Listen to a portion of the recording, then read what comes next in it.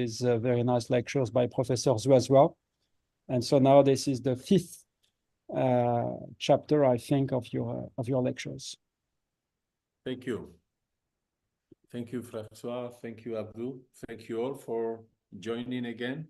It's a great pleasure to share with you this third day of lectures and discussions. So before we start, as previous days, if there is any question, please don't hesitate, write it down on the chat. And we can discuss it now or later when I finish this fifth lecture. Yeah. So the style of this lecture is a little bit different. As you have seen these days, there is plenty to be understood from a dynamical system perspective, both in the finite dimensional context, in the infinite dimensional one, when modeling through PDEs, also for doing numerics to understand, how the nature of the system is related to the control properties. There is plenty of math to be done. There were very interesting questions by the audience about, constraints, Fredholm alternatives, random systems. We have discussed the Tarpei principle, something very relevant in applications. So the range of topics is very wide, right? As I will show you later today, nowadays, there is also a lot of interest on trying to understand to which extent all this accumulated know-how in control theory can help us understand some of the phenomena we observe in the context of machine learning and artificial intelligence, okay? And on the other hand, as I mentioned the first day, control theory has been very much inspired and driven by applications. So you recall the first paper by, of course, we go back to Aristoteles to determine the emergence of the field of control. But when you try to identify the first mathematical contributions, one of them is that by Lord Maxwell that I mentioned the other day on the stability of the governor engine, in which he observed the overdamping phenomena, which explains a non-very intuitive fact that very often in applications, we are tempted to think that the harder we control the system, the better it will behave. But we know this is not really the case. For instance, in human relations, it's not because you repeat things many times that you will convince your colleagues. Sometimes you have to let them think on the topics, discover their own truth, understand, and this often needs time, right? So there is no monotonicity on the input to output black box map. And this is what makes control extremely difficult, right? So for instance, this is why cars are endowed with ABS braking mechanisms, right? Because otherwise, what is human intuition? Human intuition, you are driving on the highway, 120 kilometers per hour, and you see a dog crossing. What do? Well, you brake, right? Maximal pressure, like a Dirac delta. And what is the risk then? Then, of course, the car will be destabilized. Of course, the dog will cross, right? And then you will have an accident, and this will be catastrophic for the passengers, for you, and maybe for the surrounding cars. So it is much better to do an intermittent control, right? A bump control, on and off, on and off, on and off. Of course, if you are a Formula One driver, you are trained to do this, and you are able to perform this task. But if you are a normal driver, no, you just act according to our intuition. Our intuition is Dirac delta, and Dirac delta is by far not the optimal solution. This destabilizes the car. ABS, oscillatory control, chattering control, right, is much better because it allows you to stop the car nearly in the minimal time, right? And hopefully the dog will be, the life of the dog will be preserved. But more importantly, the car, will stop smoothly without losing stability and getting out of the road, right? So you see that in control theory, very often the optimal strategies are hard to discover, to even have an intuition about, and this is why mathematics, numerical mathematics, are essential. And as I have explained the other day,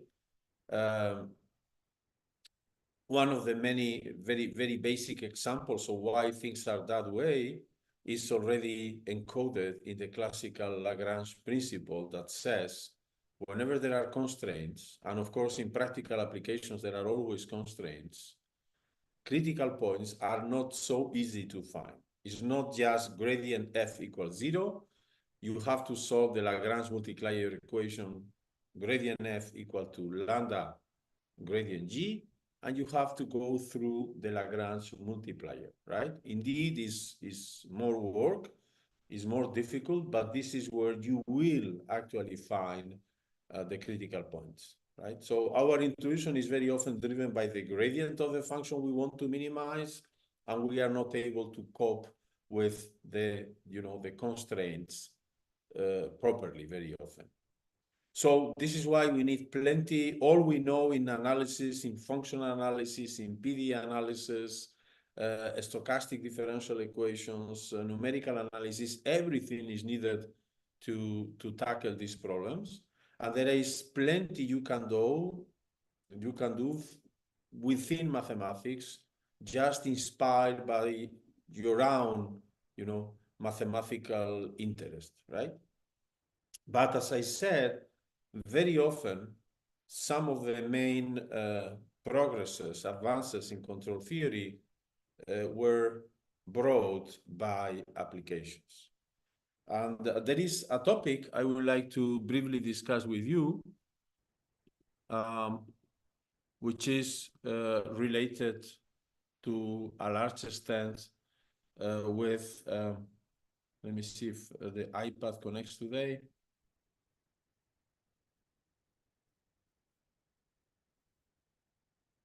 Okay, it's working. Good.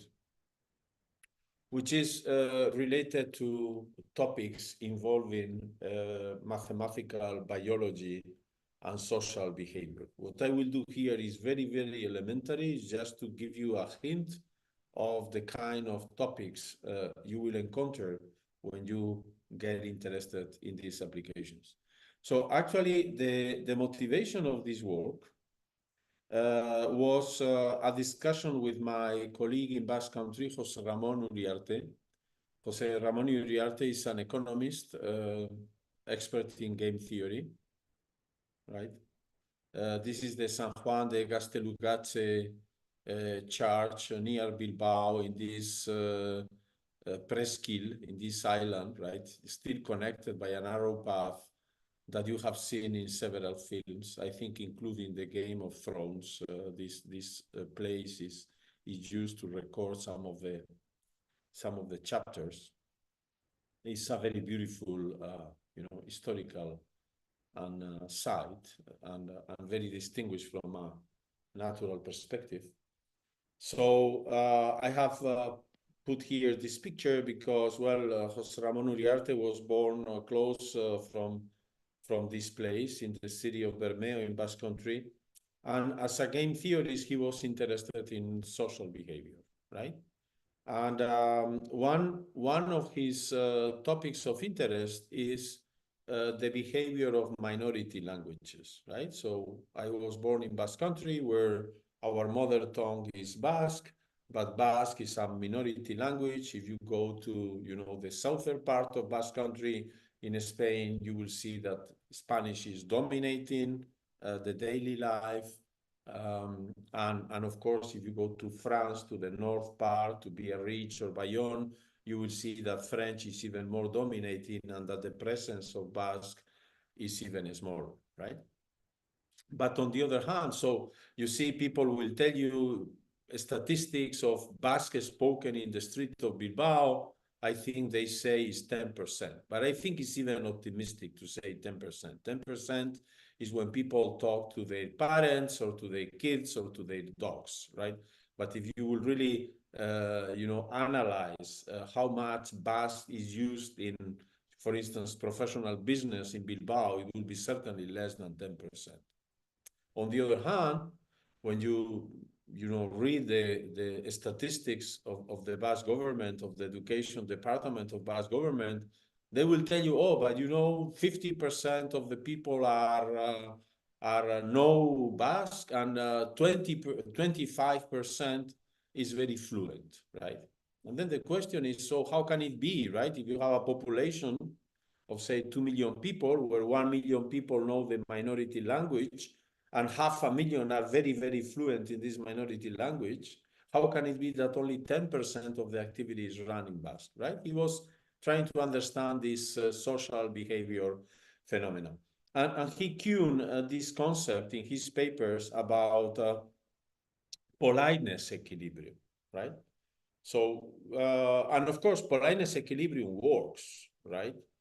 So, for instance, if you are a French person, right, and you are traveling around the world, and maybe you are, in the airport of Sydney in Australia, waiting for an airplane, right, somewhere.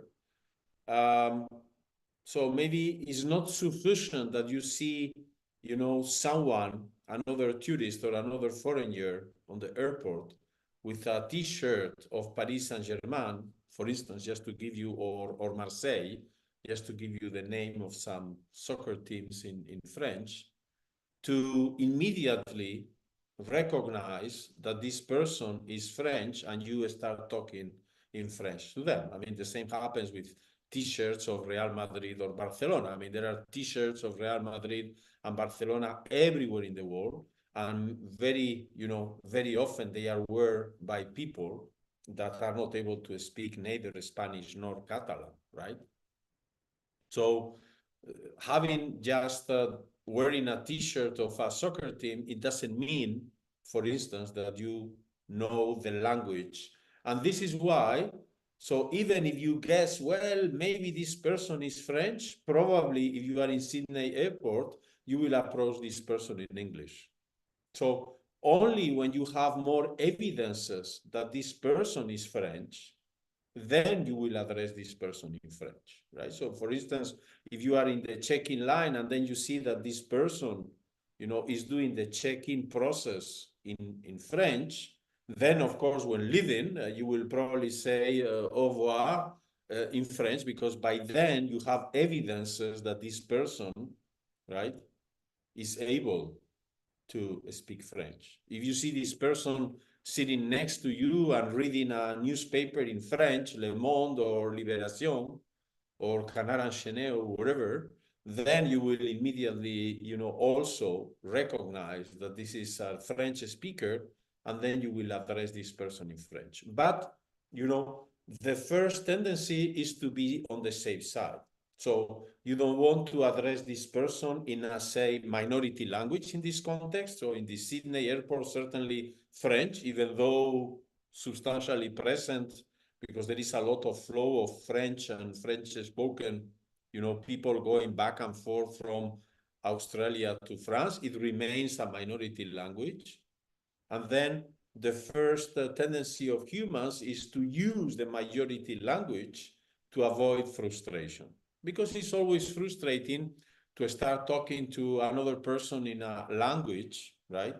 And that the person tells you, sorry, I don't understand you. Can you swap to English, right? So then you really feel sad, right? You say, well, I went too far on my conjecture that this person could be, Spanish, French, or whatever Basque speaker.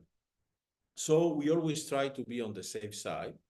And this is why, in a context like Basque Country, where 100% speak Spanish, and then maybe 25% will be happy to run the conversation in Basque, because if you just go in the street and start talking to people, interacting with with the person driving the bus, with the with the policeman, with the officer in the in the city hall, or I don't know, any other, the barman for a coffee, and so because that is very likely that if you start using the minority language, you will experience the frustration that the person tells you, sorry, I didn't understand. Can you please tell it in Spanish? Something that is not always say in such a polite manner, right?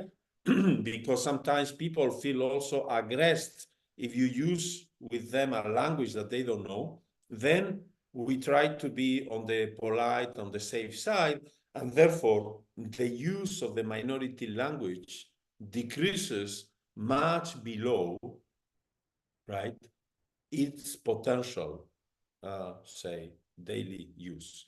And this is why the minority language is often kept to talk to the people also talk and like to talk in that minority language. So you use it with your friends, with your family members, or with those colleagues that are comfortable in this minority language. And this certainly makes that the use of the language, remains much below its true potential, and of course accelerates the process of minorization in some sense.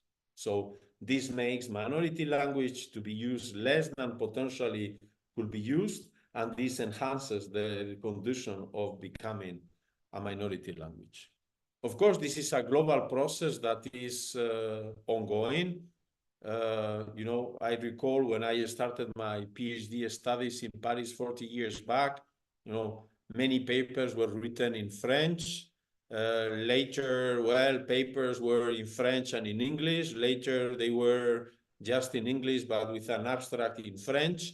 And nowadays, so sometimes even journals, if they have even if the name of the journal is in French, this is not so commercial, because many people in the world will not even open, the web page of the journal if they see that the title of the journal is not in English. So clearly, we are in a process in which the giants, are, making a space for other minorities to shrink. Of course, French is a big minority. German is a big minority. Spanish is also a very big minority, right? So these languages are not in risk of extinction, but there are many others that are. And as I have mentioned the first day, linguists say that every 2 weeks, one language is disappearing from the planet. Okay, very good. So then Uriarte told me, what can you do about this? Well, I said, I never thought on these things. I never work on game theory. I know some people here do, like I know Abdu is an expert of this in this topic, for instance. But I said, I find this topic interesting. Let me see what can I do from a, say, PDE perspective, right? Because of course, the question that was brought to me was, you are an expert in control. You should be able to say something about how to avoid this tendency to minorization and enhance what should be the policies that we should develop, right, in order to enhance the use of the minority language, Basque in this case. Okay, then at that time I was visiting Paris and I started to think about this, what the model could be and so on. And in the end, we wrote a paper with Emmanuel Trela and Jianmin Su, who was a postdoc collaborating with us. So the model I adopted was, in fact, the simplest models in population dynamics, right? The KPP, Kolmogorov model, right? Again, Kolmogorov, as very often, right? So this is, I write it down in one space dimension, right? You could write it in several space dimensions too, of course. The ingredients of the model are two, they are very elementary, right? And so this is a model that Kolmogorov studied, right? And that then became very, very popular in many different applications to biology, to population dynamics, in social behavior, even in the, in the transmission of signals on brain. Many phenomena have been modeled by this kind of equations. Of course, this is a prototype. You can consider many variants, multi-D, variable diffusion, nonlinear diffusion, more complex nonlinearities, and so on.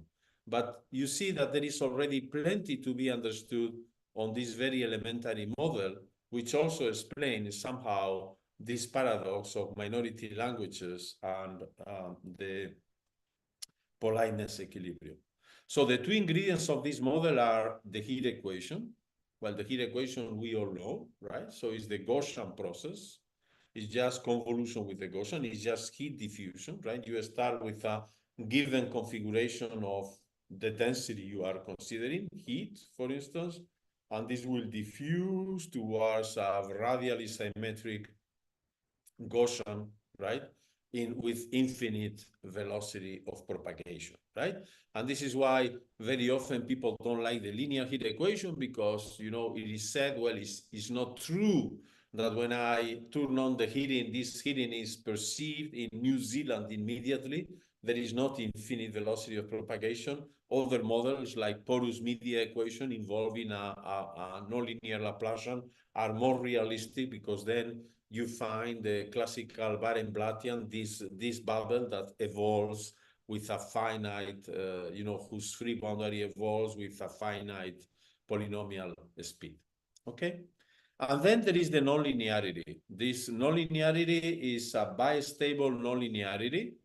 So you see that there are 1, 2, 3 critical points, y equals 0, y equal 1, and the intermediate one, y equal theta. So this is a cubic polynomial, negative between 0 and theta, and positive between theta and 1, right? So this is the model that Kolmogorov analyzed.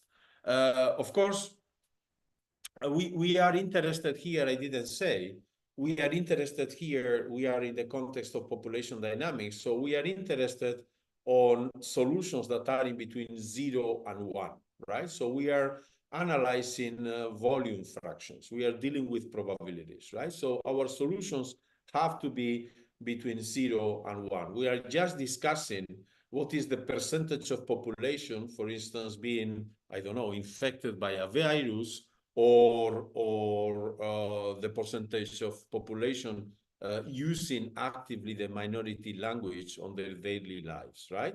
So then the value of the solution has to remain always between 0 and 1. But as you know, the heat equation has the comparison principle, and in the presence of this nonlinearity, this is true. If you start with an initial configuration taking values between 0 and 1, then the solution will remain always between 0 and 1. And the question is, what is the dynamics that this solution will undergo, right?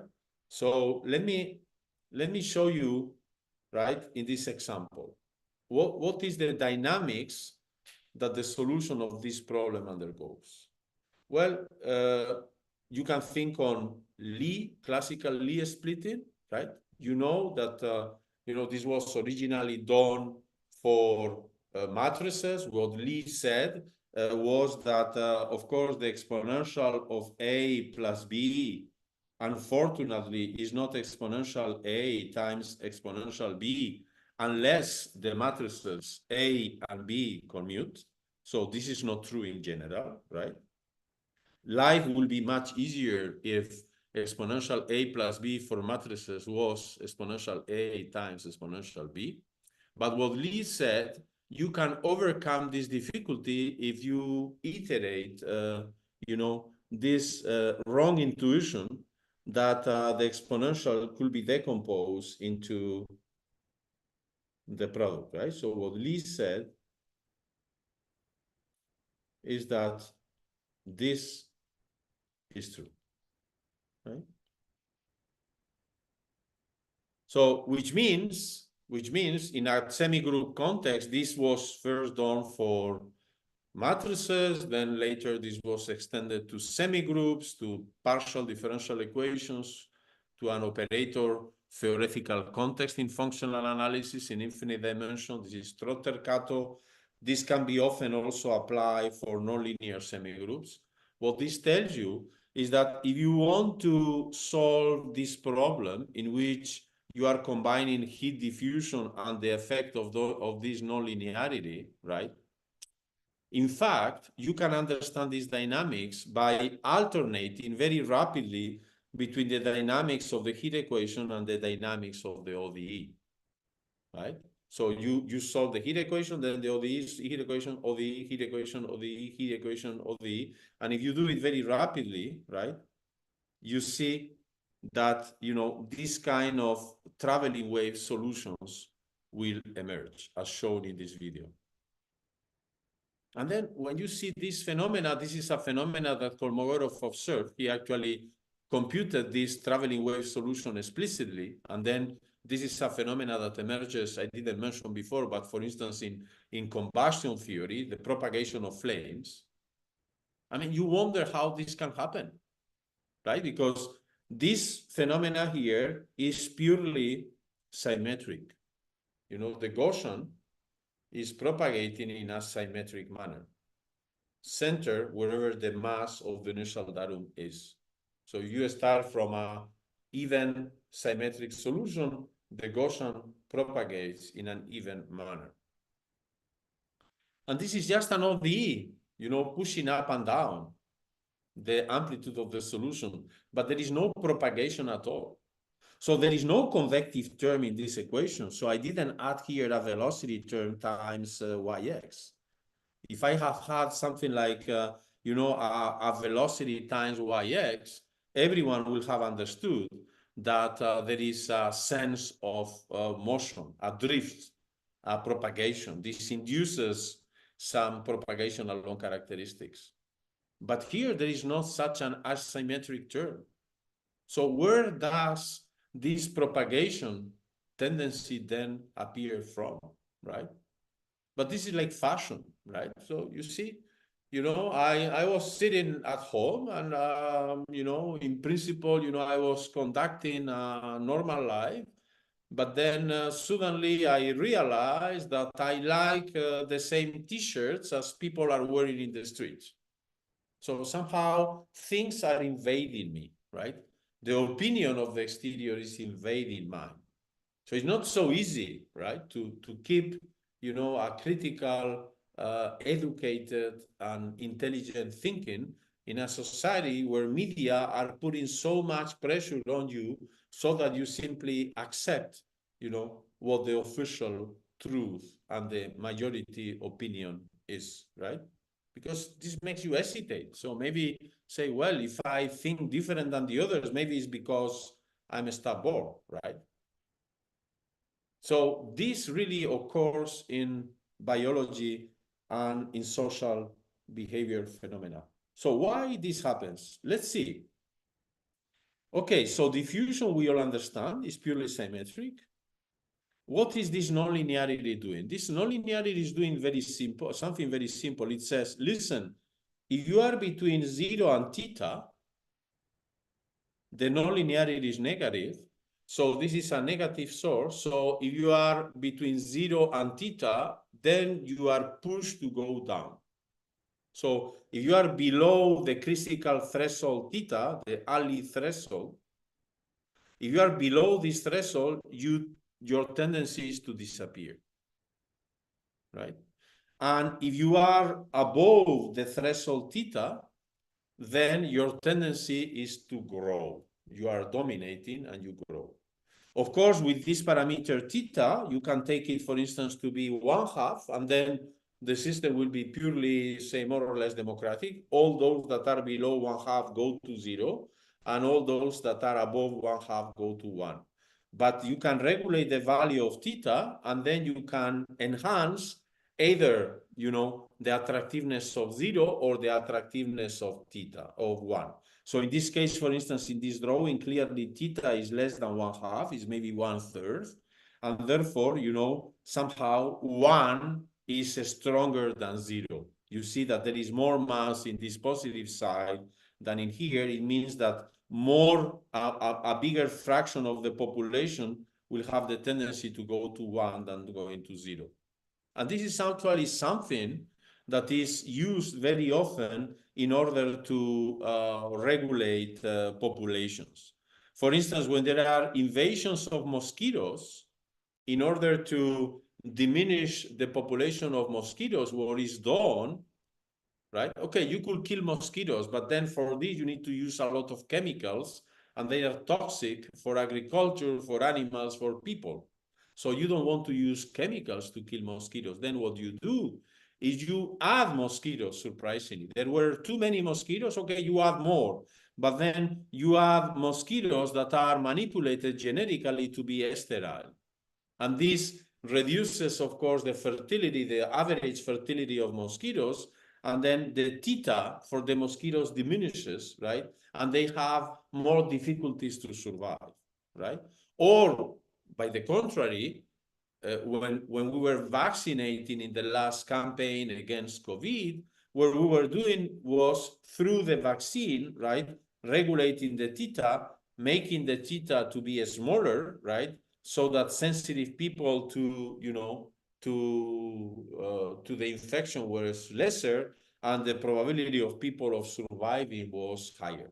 So manipulating the value of theta is very often something you can do, and very often the only thing you can do, right, in order to modify the behavior of such a system. So this is like education. With education, we are trying to regulate theta, and not always so efficiently as we wish, right? Or government campaigns so that people eat more healthy, or use less the car, or smoke less, or use more the bicycle, and so on. You are trying to modify the theta, right? And of course, a subtle change on theta can produce a substantial change on the behavior of the system. Of course, there are three obvious steady states here: 0, theta, and 1. They are three steady states, right? Of course, from an ODE perspective, 0 and 1 have the tendency to be stable, while theta has the tendency to be unstable. But all this doesn't really explain the discovery of Kolmogorov of traveling waves, which is precisely what we have observed before. What Kolmogorov said, listen, there is another solution, which is a traveling wave. So c is the velocity of propagation of waves, right? So the profile is an exponential transition between 0 and 1, the two stable steady states for the ODE, right? So this is an exponential transition. And then, the propagation of this traveling wave, right? The sign in particular of propagation of this traveling wave will very much depend on the nonlinearity. So, for instance, I see this nonlinearity, I might get confused with numbers, but when I see this nonlinearity, I immediately tell you in which sense this traveling wave will propagate. Why? Because according to this nonlinearity, 1 is the winner, and 0 is the weak equilibrium. So 1 being the winner, it means that such a front here, like a flame, will propagate towards the left, according to the blue arrow, so that the 1 invades all the domain. So this is a process of inversion, right? By the contrary, if theta was greater than 1/2, then the negative part will be stronger. The 0 stable equilibrium will be stronger than the 1/1. And then you will see how this front here will propagate towards the right, because eventually is the 0 population that invades. Of course, the system being symmetric by reflection, you could also consider traveling waves oriented in the opposite manner. And then if you ask me about the sense of propagation, I will tell you the same, right? Now I will tell you, listen, in here, it is said that 1 is dominant. Therefore, this traveling wave will travel towards the right. Why? Because eventually this will lead to the invasion of 1. So what this traveling wave phenomena that Kolmogorov described and he even computed explicitly says is that, listen, I mean, there is very little you can do, because, these fronts have the tendency to propagate, and the effective velocity of propagation depends on the nature of the nonlinearity. Of course, there is a very particular case when theta is exactly equal to 1/2, where 0 and 1 are equally strong, and then, you know, the match ends, you know, in parity, meaning that the velocity of propagation is null, is zero, and then this traveling wave becomes actually a steady state. Okay? And this is the classical phenomena of La Ola that we see in the stadium. So actually, this is something I have already shown you. You see this traveling wave emerging out of the Lie splitting.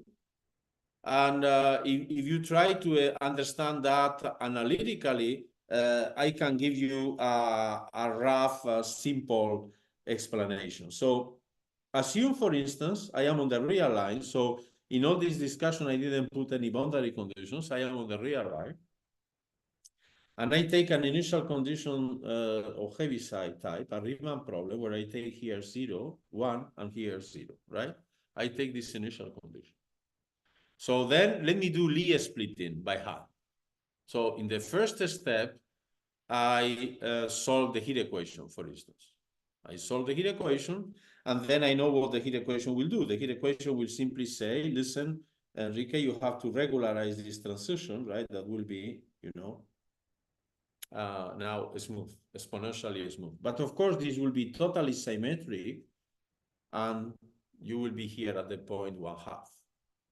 And then in the second step, the ODE comes and says, listen, now, you know, according to these ODEs, all those values that are below theta should go up to 1. So now you take theta. Theta in the previous example was less than 1/2. So the theta threshold is somewhere here. And you say, all these guys here go to 1. While all those that are below theta go to 0. Oh, and you have seen already the transport phenomena occurring, right? So we see that we recover again kind of a Heaviside function, a Riemann problem, but now the center of gravity has moved to the right, and has moved to the right because the theta parameter was less than 1/2. You could do the same exercise to convince yourself that this argument is robust, to say, well, now I do it with, I'm not convinced by Enrique's argument, I do it with theta greater than 1/2. So I start with this configuration. I first pass the heat equation, so this will be completely symmetric like this. And then in the second step, the ODE comes. The ODE pushes up those that are above theta, in this case, not that many, and pushes down all those that are below theta. Oh, and I see the traveling wave moving to the left. This is how the interaction of these two phenomena, in which, in principle, you don't see any space-wise propagation, can occur out of the interaction between diffusion and non-symmetric nonlinearity. This was the discovery of Kolmogorov, and as I said, nowadays this is a phenomena and a model that is employed for everything. You know, invasions of species, population dynamics, epidemics, math biology in general, social behavior, combustion waves, nonlinear waves, neural signals, and so on. Okay, very good. So now we wanted to do control. We said it took us some time to learn about all this. The literature is huge, of course, right? There are fundamental papers 50 years back, right, by people like Aronson, Weinberger, Paul Five, and many others about, you know, the fundamental behavior of these kind of equations, right? So before we started to think in terms of control, we wanted to be convinced. We did some simulations, and this is something you see very rapidly. So for instance, you take now on the real line an initial datum, which is a minority population, right, of ones, you know, living, you know, this is like a small ghetto of ones, surrounded of a, you know, wall of, you know, zeros. So this one population here is a very minority one. There are just very few speaking this rare language, right? But if the parameter theta is very small, this makes, you know, the one, you know, gene right? This makes the one gene to be very dominant, and this allows for this population to diffuse, to propagate, to survive, and even to invade, right? And you see here that this growing, and through these smooth interfaces, this growing characteristic function now is the superposition of a traveling wave moving in this direction and a traveling wave moving in that direction. This is what the PDE understands. If you give this characteristic, very narrow characteristic function to the equation, what the equation understands is, oh, there are two fronts, one front to the left and one front to the right. The dominant population has to diffuse, has to invade, and therefore you get these two fronts propagating, separating, invading.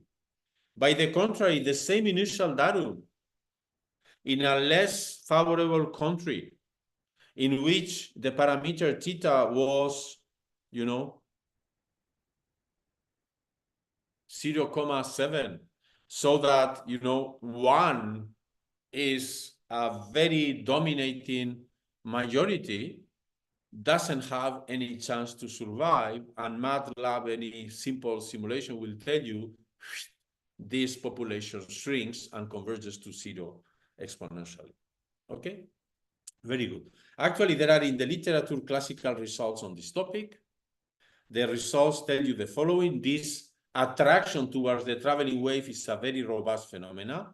This result, for instance, tells you that you give me any threshold theta, I don't mind which one it is, you give me any threshold theta, then any initial datum, right?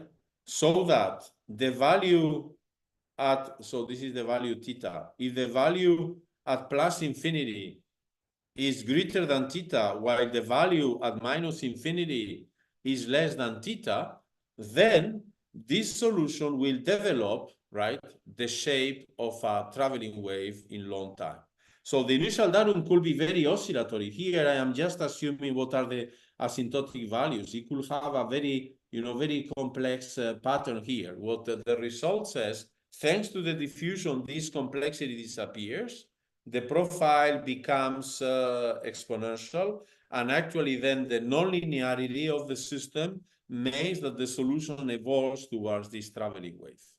And then, because of this, the several experiments we have done and these analytical results, you realize that you can indeed do, as practitioners do, use theta as being a control parameter, right? So this is something we can do, and this is what we do. For instance, using vaccines or education, right? We can regulate policies, right? For instance, in order to, make people smoke less and less, there are campaigns that have been, stronger and stronger and stronger. And then the best campaign was to make the tobacco so expensive that nobody can pay, right? And then people stop.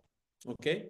So, but this is always, regulating the theta. Theta will be like the price, right? So you make the price of any, good that you don't want people to consume, make the price very, very high, and this will be only for just a few, like the Ferraris. Okay, very good. So we consider this problem, and we said we can do, of course, numerics, and we did numerics, and we could do numerics successfully on this, but we wanted to understand, more from the analysis perspective. And for instance, this is one of the results we proved, right? We said the following. We said,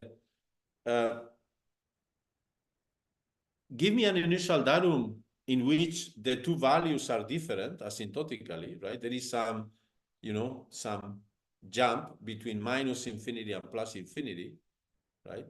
The order is not so relevant here, just to fix an idea, as I suppose that the value at minus infinity is smaller than the value at plus infinity, right? So we do this, why? Because as soon as there is, some jump here on the asymptotic values, of course, there is some theta in between. You can always place a theta in between. So our control strategy was 2 steps. We said, listen, because, these values are different asymptotically. There is a theta in between. We fix this theta. With this theta fixed, I can use the stability theorems proved by Five, MacLeod, Weinberger, and so on. I know that for a long time, the solution spontaneously will reach, a traveling wave profile. Will get exponentially close to a traveling wave profile. So you see, it's like a Tarpike principle.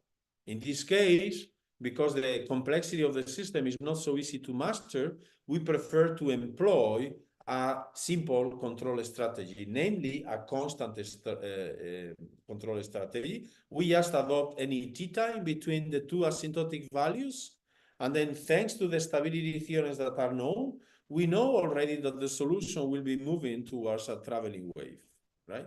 But now, when you see this result about the stability of the traveling waves, you see that there is something, of course, there is in this traveling wave, things that we completely determine. The U profile, exponential profile, and the velocity of propagation of the traveling wave was computed by Kolmogorov. But in these theorems, there is some ambiguity. It says, well, listen, what the theorem tells you is that there is some x1,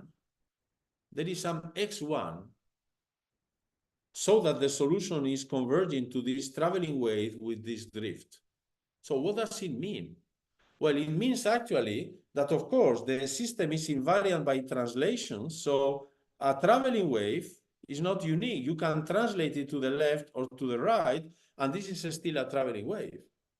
And of course, given any initial datum, there are so many possible traveling waves. There is a one-dimensional, say, kernel of possible traveling waves that could be the attractors.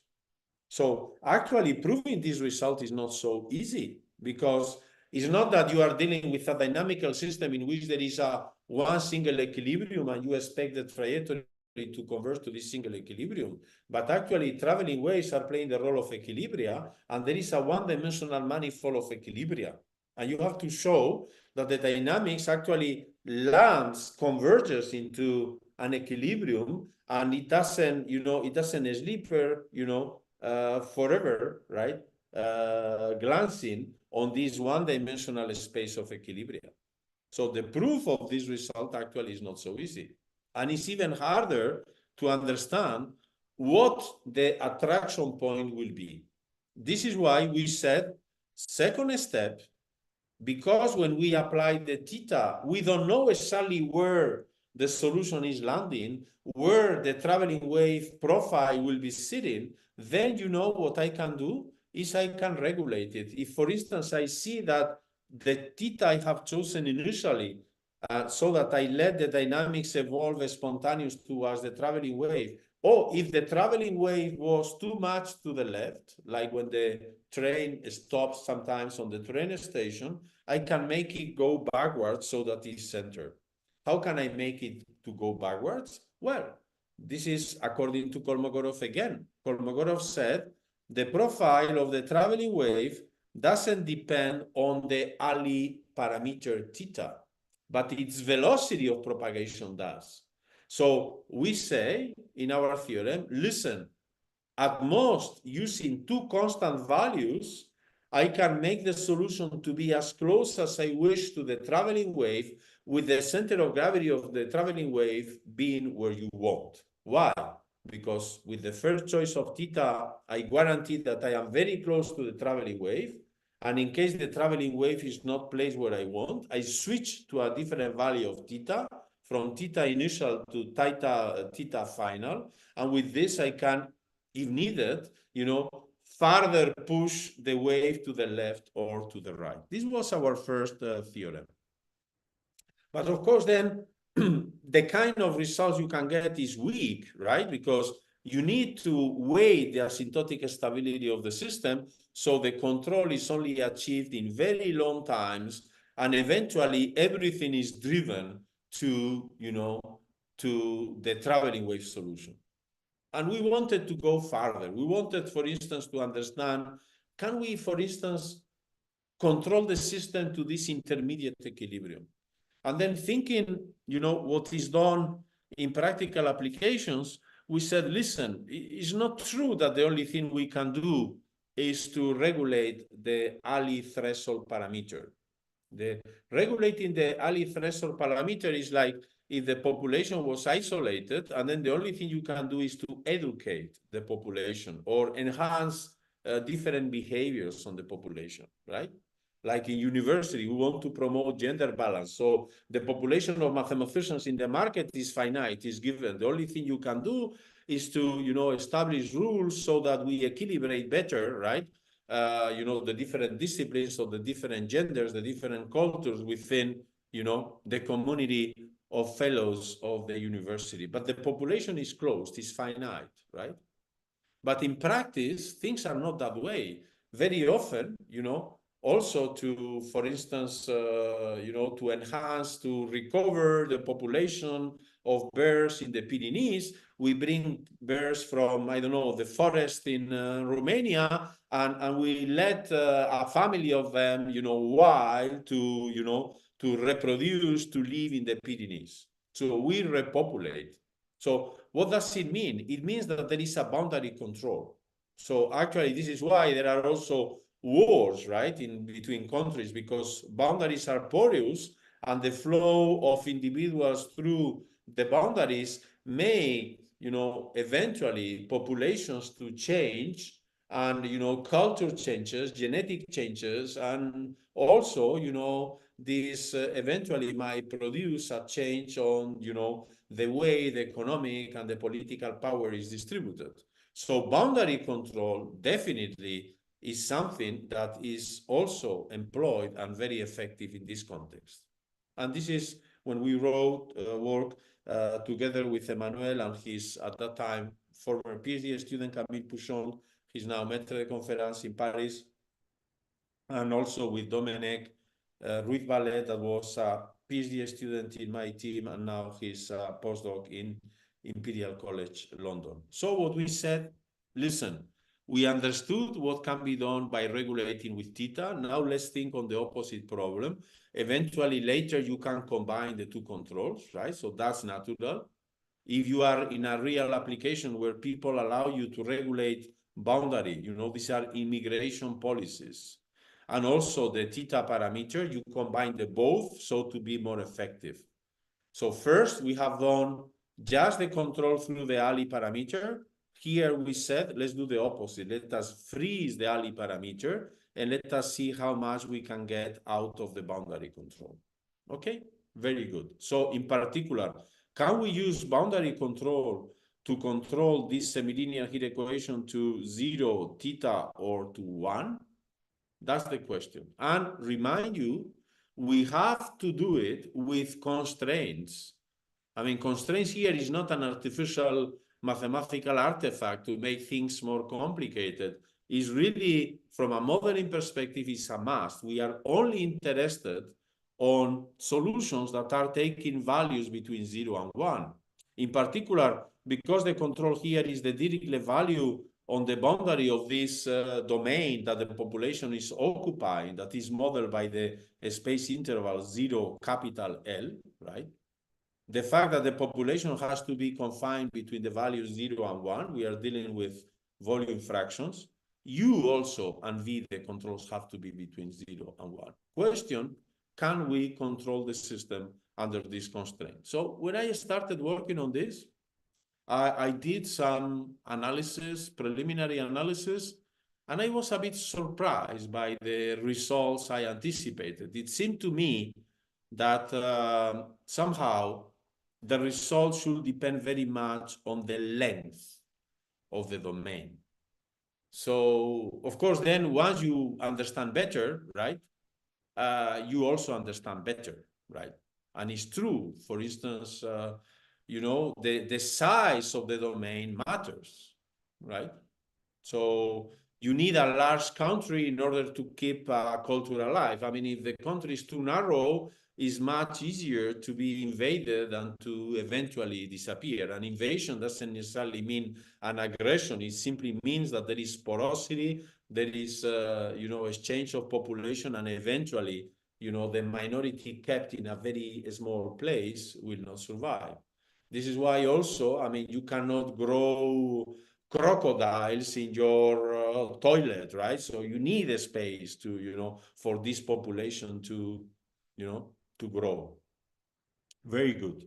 So I started suspecting that things will depend on L. So I did a few simulations. So I took, for instance, theta equal 1/3, right? So here for theta 1/3, right? 1 is the winner. And I started with an initial datum that was 0.9, right? Initial datum 0.9. And I just checked what the solution of the system was when the boundary values are 0. So I wanted, for instance, first question, can I control the system to 0? So controlling the system to 0 means that, you know, the one population is gone. How can I do that? Well, the best I can do, you agree with me, is to take values on the boundary to be 0. You will tell me, no, you can even push further down the population by taking the boundary value to be -1 or -10. Yes, but I am not allowed because the value of the control has to be 0 and 1. So if I want to go down to 0, I put 0. And I see what the solution does, and I see that this is what I expected for the length of the space interval to be 7. Right? So I start from 0.9. After some time, I develop this kind of sinusoidal behavior. This is consistent with the first eigenfunction, of course, of the heat equation. And then the dissipativity of the heat equation is more and more visible, and eventually the solution converges to 0 exponentially. Then I did the same simulation with length equal 11. So a larger domain, I still impose 0 boundary conditions, right? And then I let the solution evolve. Again, it goes down rapidly to a sinusoidal-like function. And then this evolves. Oh, but this seems to remain. So then for large domain, it seems that even if you put 0 boundary conditions, there is a chance that this population adopts a stable profile in which, you know, its inner characteristics are preserved. So this is why the size of the country matters when you want to preserve the language of the country, right? Because, you know, on the border, people are speaking a different language. So if the country is very small, you know, the exterior language will eventually penetrate, and, you know, the local language will be lost. But, you know, if the country is large enough, right, then even if on the borders of the country everyone is speaking a different language, right, there will be enough room and dynamics within the country so that its own language is preserved. Of course, you know, it will be very well preserved in the center, right, in the mountains, in the valleys, in the center of the country, right? And when you are getting closer to the border, of course, you become, you know, people become more and more bilingual, and the use of the foreign language become more and more frequent. So because you have to match the 0 boundary conditions, but this language will persist. So this is great news for large countries, bad news for small countries like Basque Country. Okay, from a mathematical perspective, I said, how can I explain this? Then I checked what is known more carefully about the asymptotic behavior of reaction diffusion problems in bounded domains. And then there are classical results, for instance, by Matano, now 46 years old, right, that say the following: take such a reaction diffusion equation, then you converge to a steady state. And then I said, well, but then if solutions have to converge to a steady state, this I understand. I have put 0 boundary conditions. And then, of course, the elliptic equation, the steady state equation, has a solution which is 0, is the one I am seeing here. But what happens here?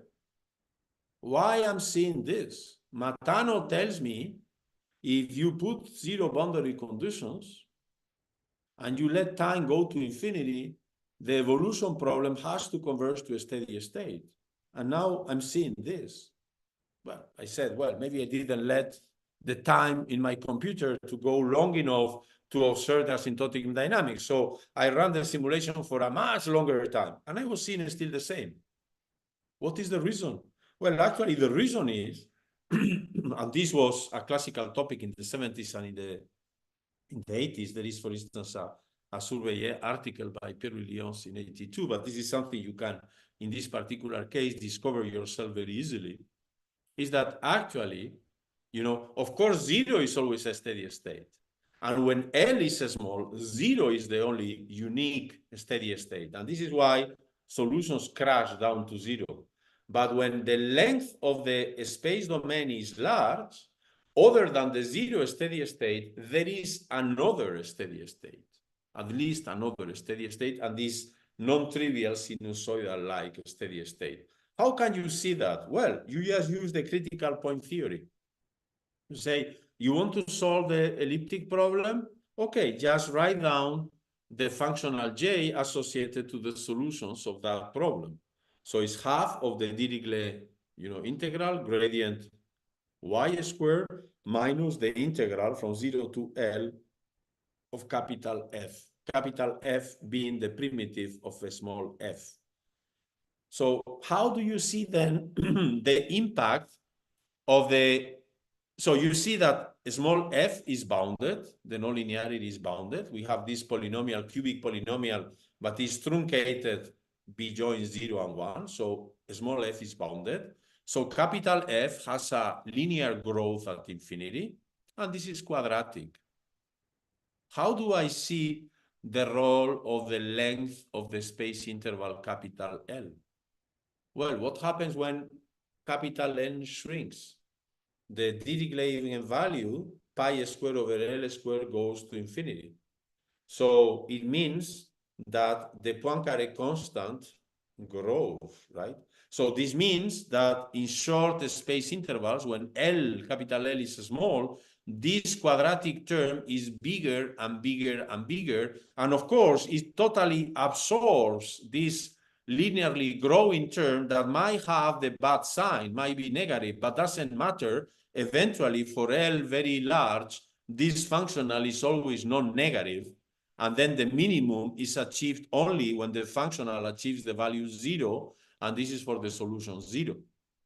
But when capital L, right, when capital L grows, the length of the domain grows, the first Dirichlet eigenvalue shrinks, the coercivity of this quantity is weakened, and even though for large values of y squared will always dominate the linear, there is room for this functional to have a non-trivial equilibrium. And this is what you see. You see that, here we have scaled things to the space interval 1 by just multiplying the nonlinearity by L squared by scaling.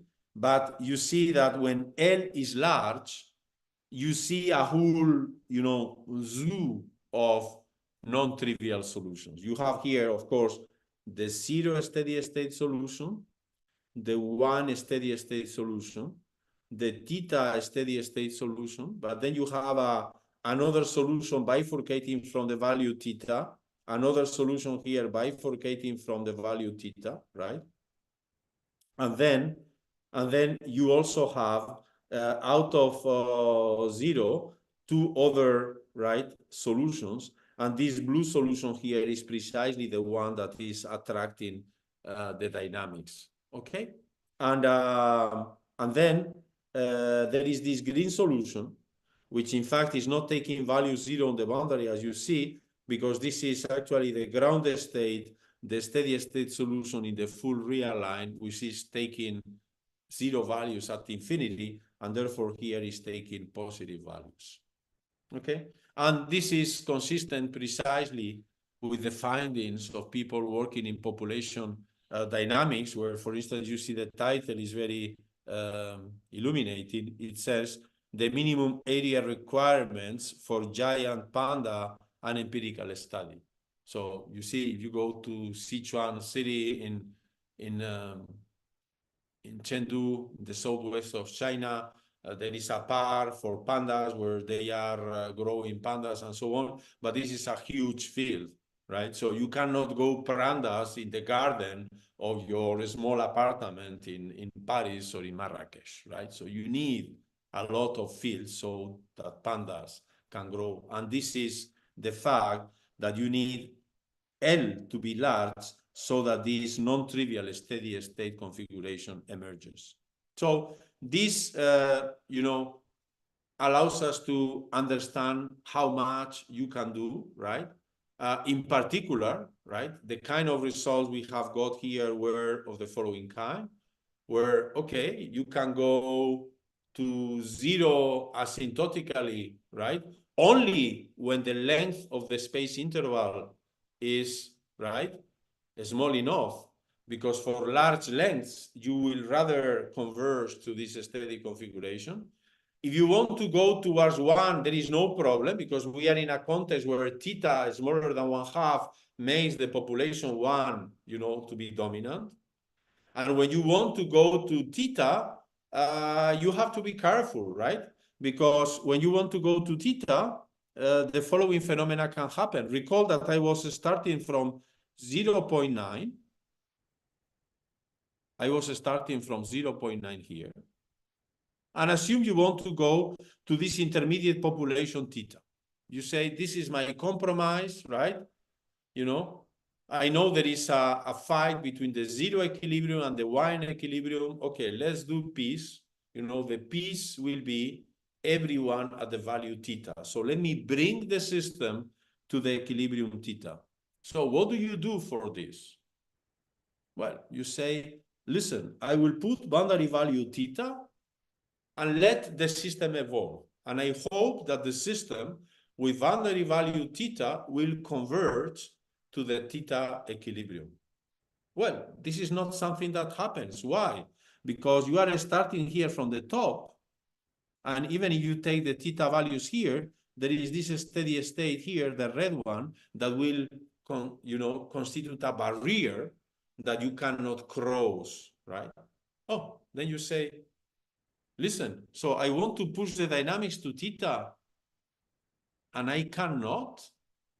Well, you see, well, in the beginning, we were a bit surprised. After you analyze these steady state configurations, you understand why. I mean, there are barriers. There was a barrier to go to 0, this blue one, and there is a barrier to go to theta, is this red one. There is nothing you can do. But then you think a bit more. You think a bit more. So I'm standing here very high, 0.9 in the beginning, and I want to go to theta, right? Okay, very good.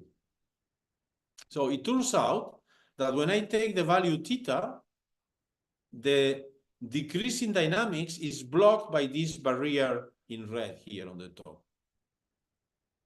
So what can I do? Well, nobody told me. This is the first intuition, right? It's like in control theory, we always think monotonic. So this is why when the dog is crossing, we brake with a Dirac delta and then we have a crash. We don't do ABS. So let's think ABS. So nobody told me that to go to theta, the best policy was to fix theta values. Actually, I have the freedom to choose values between 0 and 1. Of course, for us, it's not very intuitive. If I want to go to theta, why should I take boundary values that are not close to theta? Okay, I propose you the following. Let's play with the elevators, right? Okay, so this is like you are in a hotel, 2 towers, right? You are in a tower, your colleagues are in the other tower. You want to visit your colleagues in their room. So what you have to do is you take the elevator down, you cross to the elevator of the second tower, and then you take the elevator up. You go down and then up. Well, you could try to do like in the Hollywood movies and jump from your window to, to the one of your colleagues, but this will be risky. So you better take elevator down, elevator up.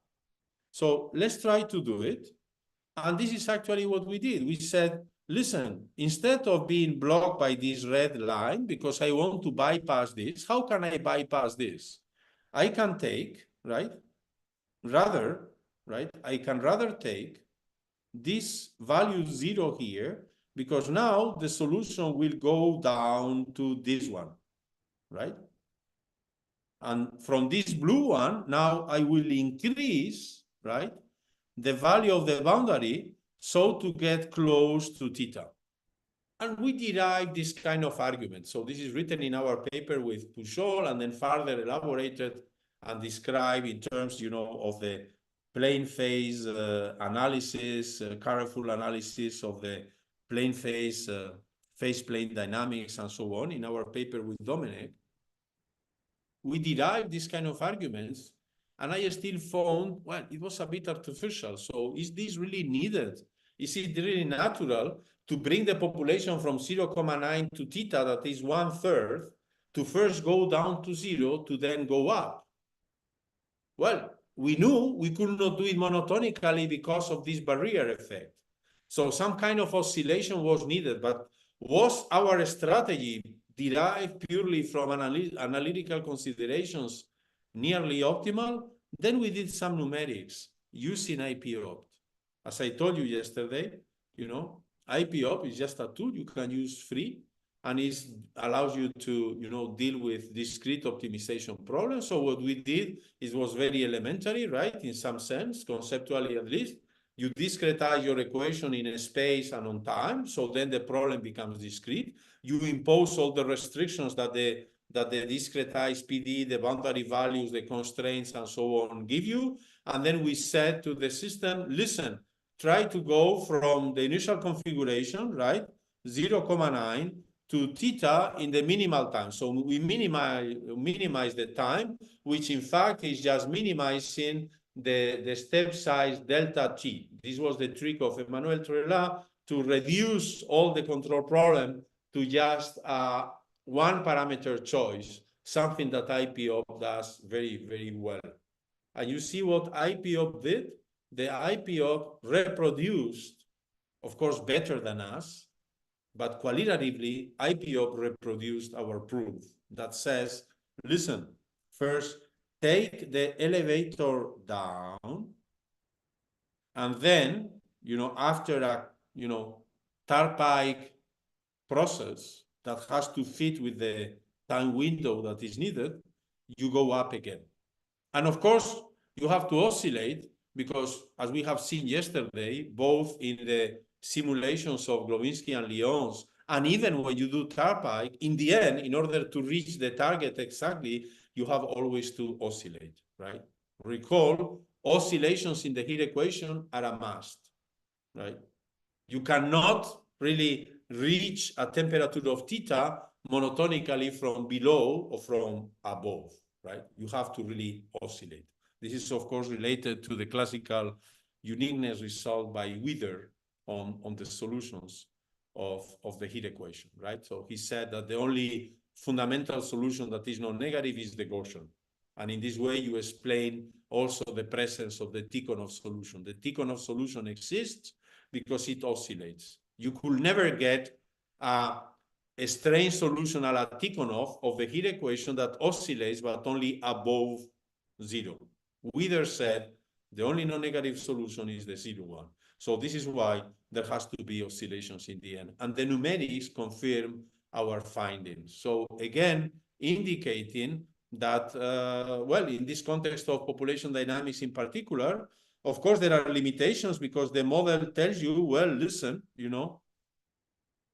the big fish, the shark, is very likely that the shark will eat the sardine. The big one will probably eat the little one, right? And the little one is weaker and will have the tendency to disappear. But you can still play with control theory within the limits that the dynamical system allows, and you can still, in some cases, if you are smart enough, survive, right? Thank you for your attention.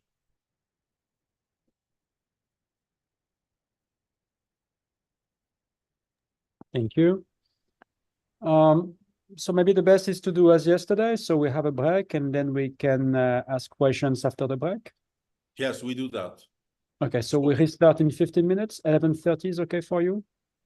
Yeah, we can start at 30. Okay, it's 14 minutes. So it's the last day. So, and then the topic in machine learning can be a bit lengthy. So yes, let's do that. Start at 11:30. 11:30. Thank OK, you. Merci. À tout à l'heure. à tout à l'heure.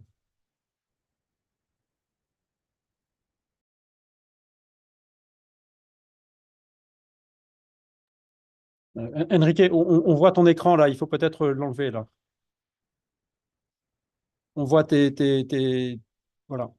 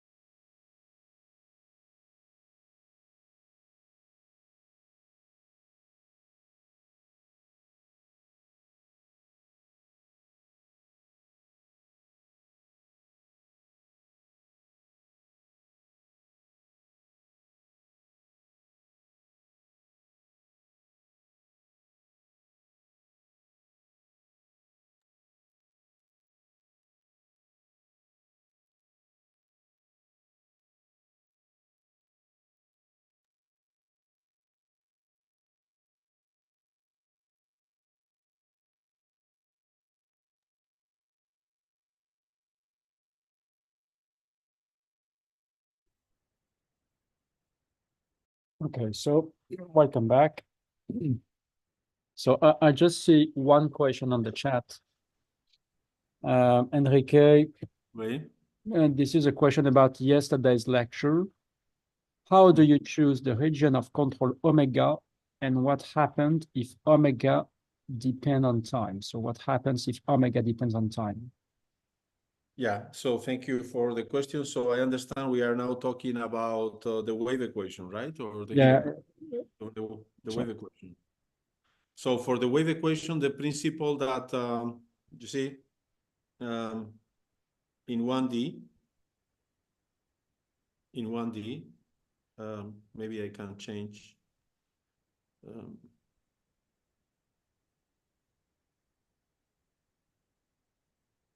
So in 1D, X and T, right? So this is the interval, say 0, 1, and this is time capital T.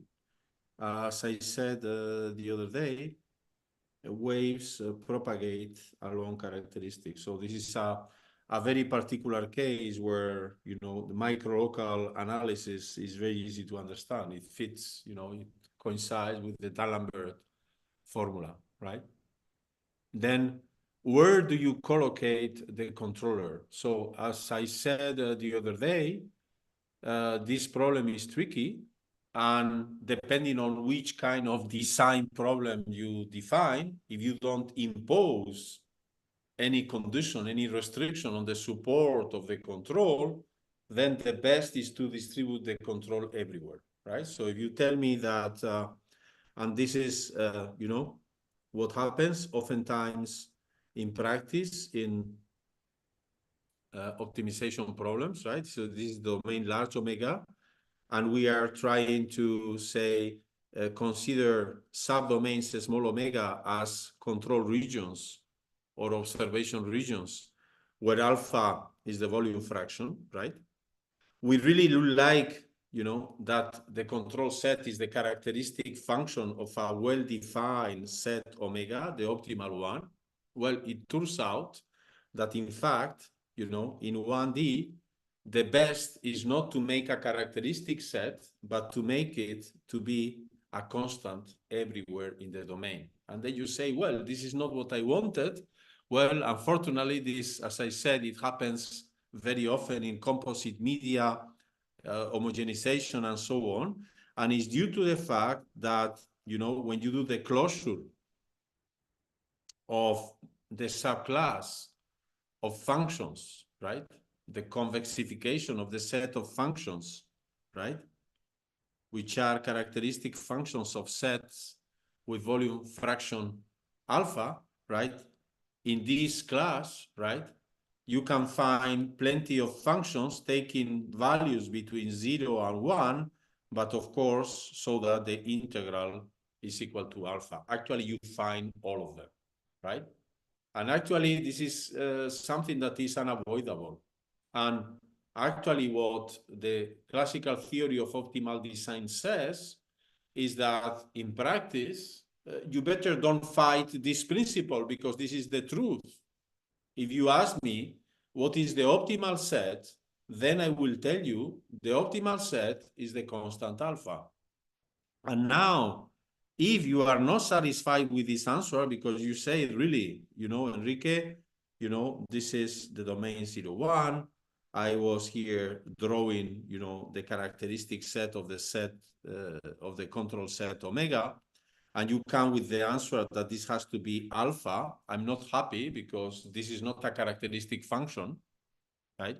You are telling me to spread the volume fraction everywhere. This is not the characteristic function of a set. I really want a characteristic function. Well, then you can a posteriori extract a characteristic function approximating this alpha. And how do you approximate this alpha? You approximate this alpha by an oscillatory function that is taking values 1, right, and 0 in due proportions. Now, this approximation, of course, will be better, you know, depending on how many oscillations you do. And then depending on how many, you know, pieces you allow me to put in the support of a small omega, I will tell you what is the optimal set.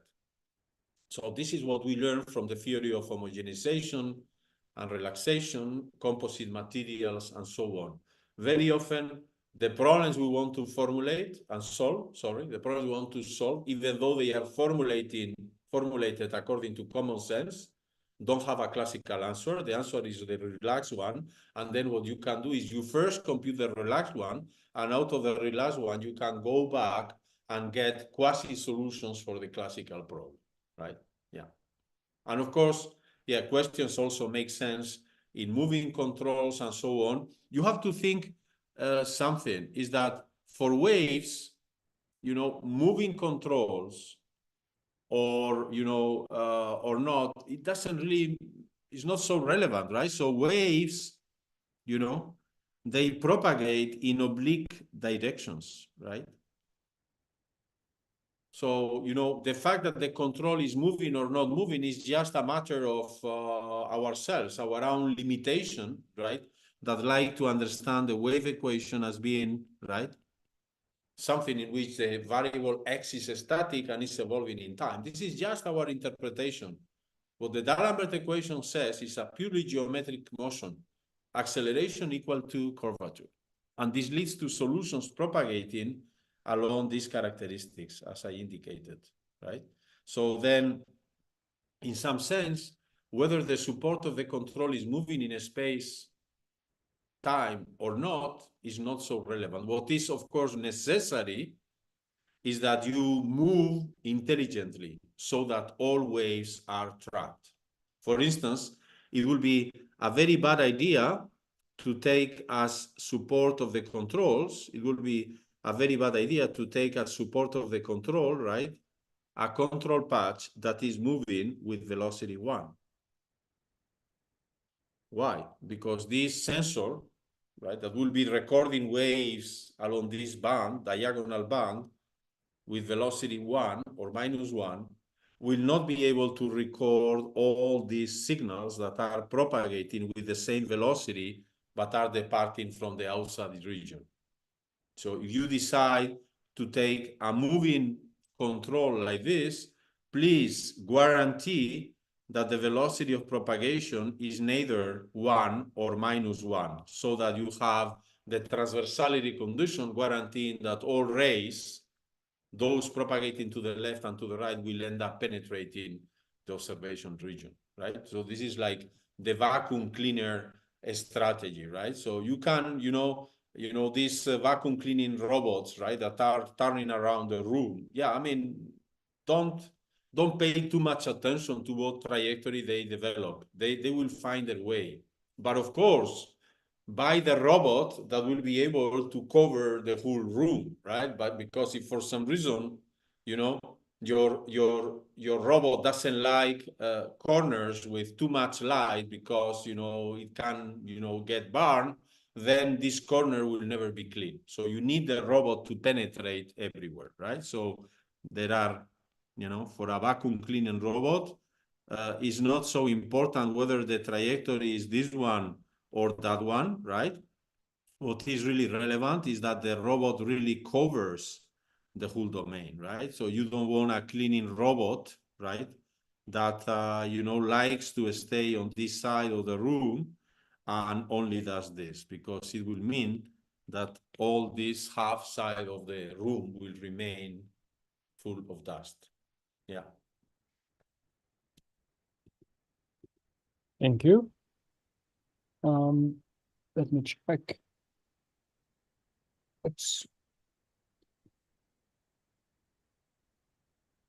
I think this is okay. I think that there is no more question on that. So yeah. Thank you. Good. So let's then move to the last chapter.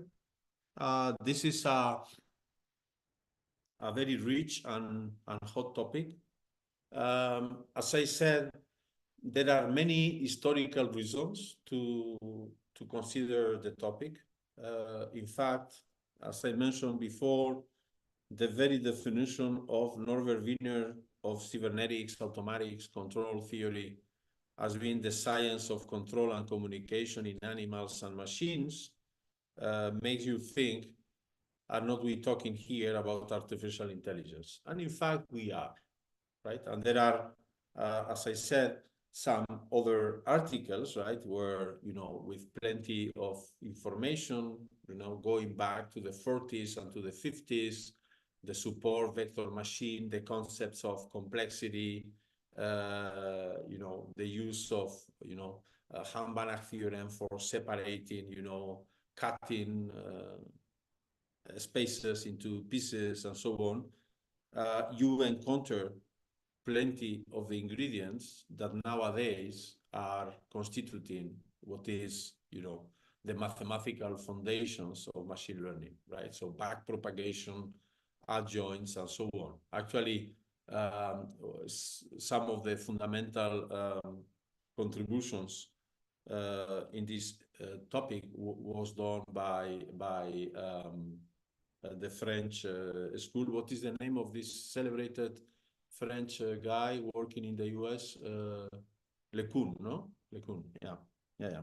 So basically, it was about, bringing, as I mentioned the other day, I said, control theory that was developed right in the 50s and the 60s with Bellman and so on. Then it was, the fundamental ideas of control were transplanted into different fields at different times, right? And this, machine learning community was one of those that benefited from these ideas, right? Nowadays, we see these ideas permeating many of the most important technological challenges. So yesterday I mentioned the example that even when you think that the Kalman-Rank condition solves your control problems in finite dimension, you discover that you have to compute ranges of ranks of huge matrices that you have to multiply, and you end up using reinforcement learning tools to multiply matrices fast. This idea of combining physics, classical mathematical modeling, and mathematical, say, computational mathematics with machine learning is now a tendency that is getting into many relevant applications, right? So a couple of weeks ago, there was this other paper released on, on the use of predictive control for plasma fusion by digital twins. So digital twins is one of the topics in which, the blend of control and machine learning will become more and more relevant in the coming, say, years, right? Of course, we can think on digital twins of any engine you can think of, a nuclear plant, a rocket, traveling to Mars, or even, your own health, right? And well, for instance, when you are dealing with your own health, right? The indicators of your, pressure, weight, and, all kind of, medical care parameters, right? You want the digital twin to be adapted to the reality, to your own reality. You don't want just a generic digital twin, for humans, right? Of course, you can build a general model, a digital twin for human, say, health evolution along a lifespan. But you would like also this digital twin to learn from your own data, because your own data and the way your body responds to, to everything, to what you eat, to how much you exercise, to how much you sleep, to how you handle stress, pressure, difficulties, is different, right? And therefore, you need your digital twin to learn also from data to adapt to your own reality.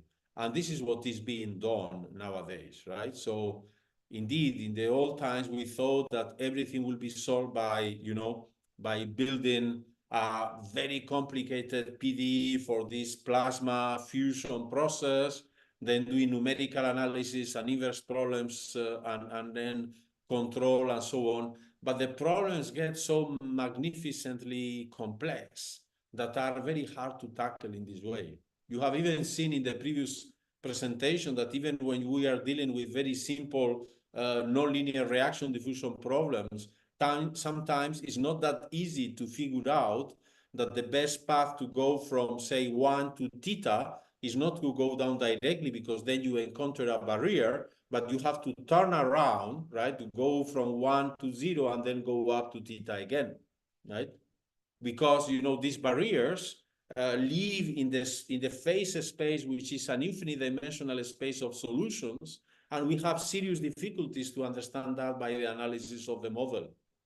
So this is why it's intelligent to also rely on tools based on machine learning that, you know, can also learn out of the input to output map, collect all this information, and probably give us hints about possible new paths of governing, managing, controlling the dynamics. And this is actually what happened with the machine DeepMind that defeated, or Deep Blue, that defeated the Go champion, right? So suddenly in a given scenario, the machine, you know, decided a move that in the beginning nobody understood, but a posteriori, when everyone realized that the machine, with that very strange, unexpected, orthodox move, ended up winning the world championship against the world champion, right? People realized that the machine has found a new, very twisted path that humans until then didn't think of in order when playing Go. Okay, so this is a trend that will, continue. And now it's not anymore a matter of whether we should do things using classical applied math or doing machine learning. I think we have to combine them both, right, in an intelligent manner. Of course, we should not be naive. We should not ignore the physics, the mechanics, the PDs, the numerics, the control, everything we have understood. By the contrary, we have to preserve this and use that very intelligently. But why not, right? When we really are struggling, maybe ask the computer, do you see something else? Do you see a path that I didn't anticipate, right? Because everything is hidden, in these nonlinear optimality systems that are very hard to figure out. You are dealing, again, as I said, with this kind of Lagrange multiplier problems, but in infinite dimensions with, very complex dynamical systems. So there is definitely a path between applied mathematics and machine learning, and in particular, control theory and machine learning. Actually, there are many paths, and there are so many paths that very often it's very hard to choose one. So let me here just choose one, right? I don't say this is the only approach. Actually, when people that are traditionally working in applied mathematics in the broad sense and want to enter into the field of machine learning ask me, Enrique, what do you recommend me to do? What I always recommend is do it from your own field and trying to follow your own intuition. So the forest of machine learning and artificial intelligence is growing so fast that it's impossible to have a global perspective of how the field is evolving. There are so many different viewpoints. So yesterday, for instance, we learned that Talleyrand, the French mathematician Talleyrand, has won the Abel Prize for his contributions in probability, and in particular, the concentration of measured phenomena. I mean, the concentration of measured phenomena is a very important one because it's telling us that, listen, our intuition about the Euclidean space is wrong when you increase in dimension, because in high dimension, mass has the tendency to concentrate on the border of the sphere. It's not equally distributed everywhere in the sphere, right? So you see that, even the most abstract, and fundamental results on the geometry of high dimensional Banach spaces and probabilities can play and do play a fundamental role nowadays in data science. Why? Because we are dealing with masses of data in very high dimensional spaces. So, you can enter from mathematics into machine learning. You can enter from every discipline, right? So you are doing Hamiltonian dynamical systems, if you are doing probabilities, if you are doing stochastic ODEs, if you are doing optimization theory, you are doing finite element methods, there is room for you to participate in this challenge, right? But the best you can do, instead of trying to figure out what is the ensemble of the field that is so huge, is try to do it from your own, field. So we are sitting here, right, in this field. We want to go into the field of machine learning. So, of course, there are many paths, but let us just try to follow, the shortest path from our own field, right? And this video tries to illustrate the very intimate link between control and machine learning. I already mentioned this video on the left, 4 dogs controlling the herd of sheep. This clearly belongs to the field of control theory. The dogs are the controls, the sheep in red are the state. Here on the right, a video of a deep neural network classifying, items according to the labels, right?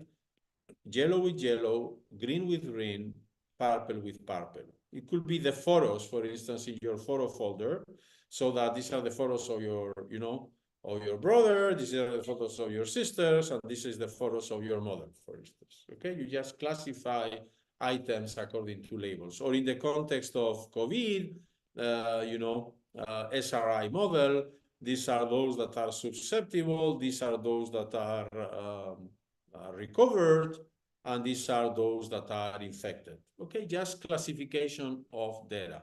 So when you see the two videos, they both look very much alike. They really look like population, collective dynamics, evolution behavior, right? So what is the difference between the left and the right? On the left, we say, this is, of course, classical control theory. And on the right, we say, of course, this has nothing to do with control theory. This is simply, machine learning. But is the difference so big? Actually, our claim is not. They are not different. They all belong to the same field of control theory, right? So why do we say that here on the left we have control theory and here we don't have control theory? Here on the left we say we have control theory because it's obvious what the controls are. The controls are these 4 dogs that in this curious dance, they are building an invisible corridor, right, diagonally, that is pushing sheep to evolve from the initial configuration towards the final configuration, which is the gate to which the sheep had to go, right? So here, clearly there are controls, the 4 dogs. But here, we don't see the controls. This is why we say this is not control theory. This is control theory, this is not control theory. Here there are no controls. There are just 3, different groups of people, like students getting to campus and then splitting to go to the different classes in the different faculties. So here there is no control. We see this as an spontaneous motion. But what I am drawing here in this video, what I am doing in this video on the right, I am plotting you a video representation of a deep neural network, which is, a time-discrete dynamical system that is taking data and that is, collocating them in their proper place along the different layers along time. The controls are there, except that I didn't draw them. How is this deep neural network built? This deep neural network is built by training, by optimizing, by computing offline the coefficients of this deep neural network, so that once the coefficients have been computed, when I draw the dynamics of the neural network, you see the neural network behaving properly and classifying items. So the only difference between the video on the left and the video on the right is that on the video on the left, I have drawn you also the dynamics of the dogs, because this is something we all understand. I have drawn the dynamics of the controls in blue, while here on the right, even though there are controls and the controls are the parameters of this deep neural network, here on the right, I didn't draw the controls. I just have plotted the output of the system once the controls have been computed. I could have done the same on the left and then not plot the dynamics of the dogs. Then you will have seen apparently a crowd of sheep spontaneously evolving in a given direction. And I could have told you, listen, this is just data being transported from one configuration to another by a deep neural network. So whether this is control or not, it just depends on what our perspective, the perspective we adopt to the problem is, because the problems, they all belong to the same field, right? And this is where you see that cybernetics and artificial intelligence are also, are actually twins. So, of course, this is very general and heuristic. We want to do math. We want to be more precise from a mathematical perspective of how control embraces machine learning. And in order to do this, the best is to play with a model, right? So the model I propose you is this neural differential equation. It's a very simple object, as you will see.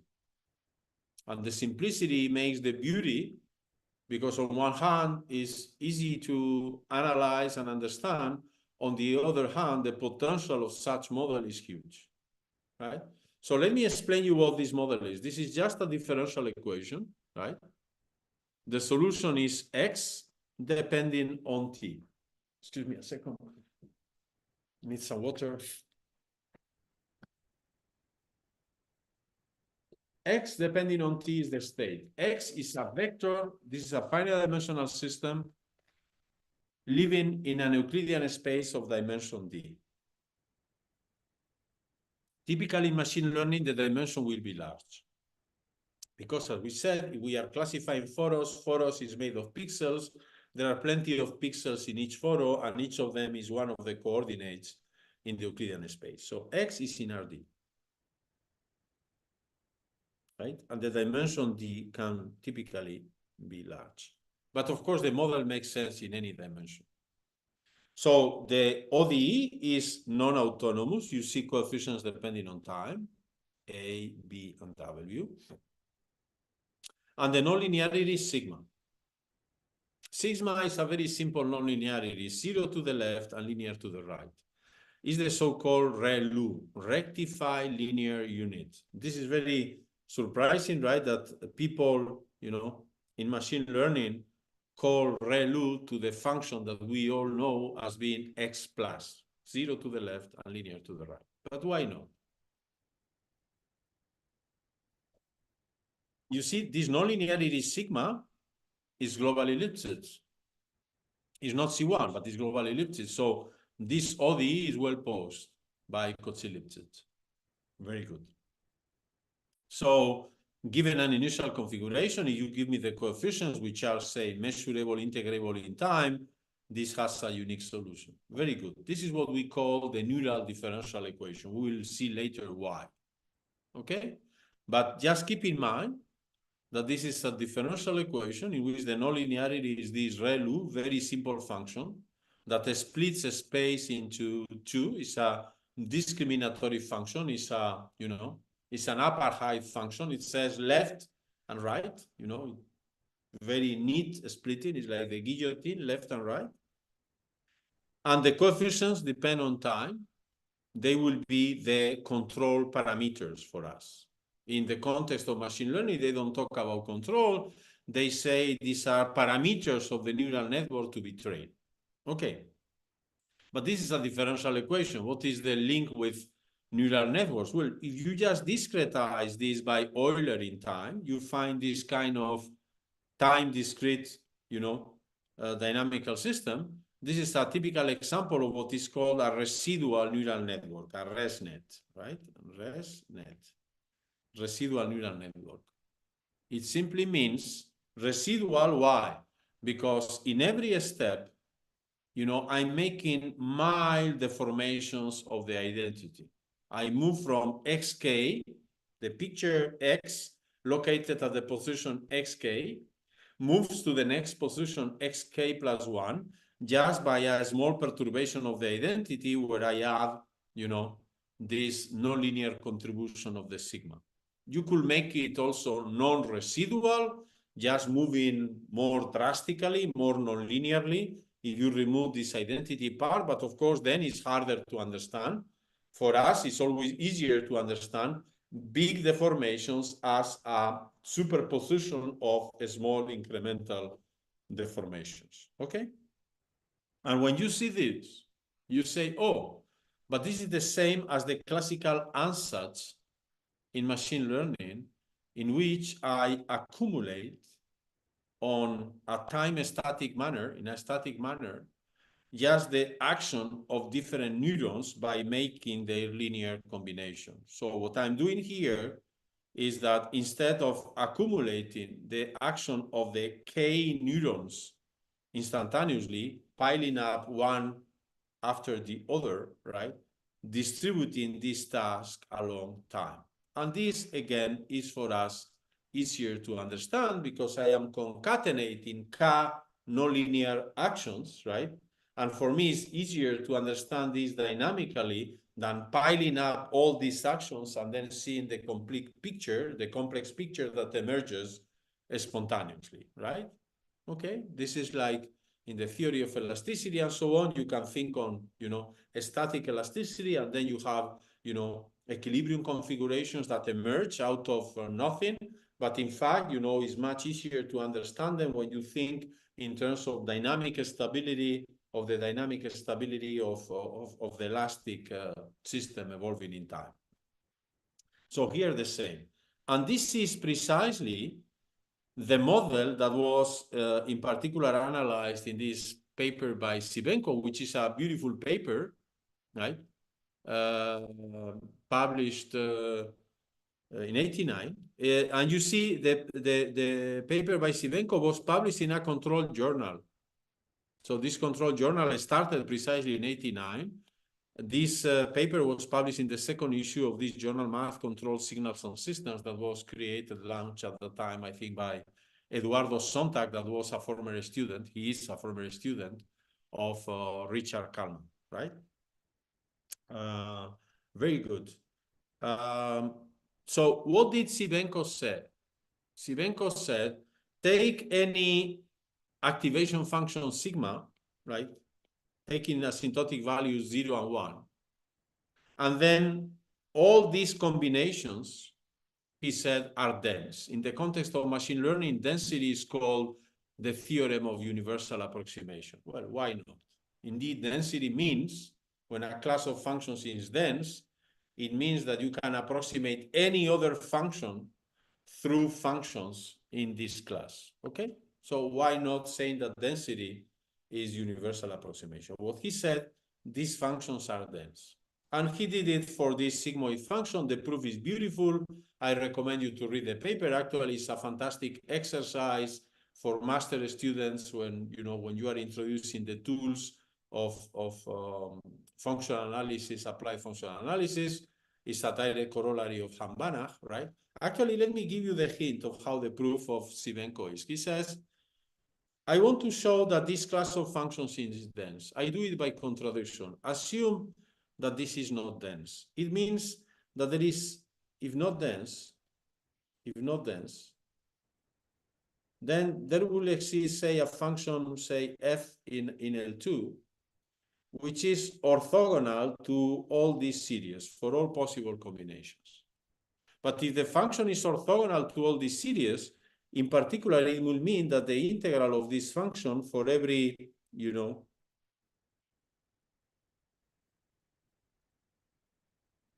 this is just a scaling of the x variable, and this is translation. The integral of this function f against each of these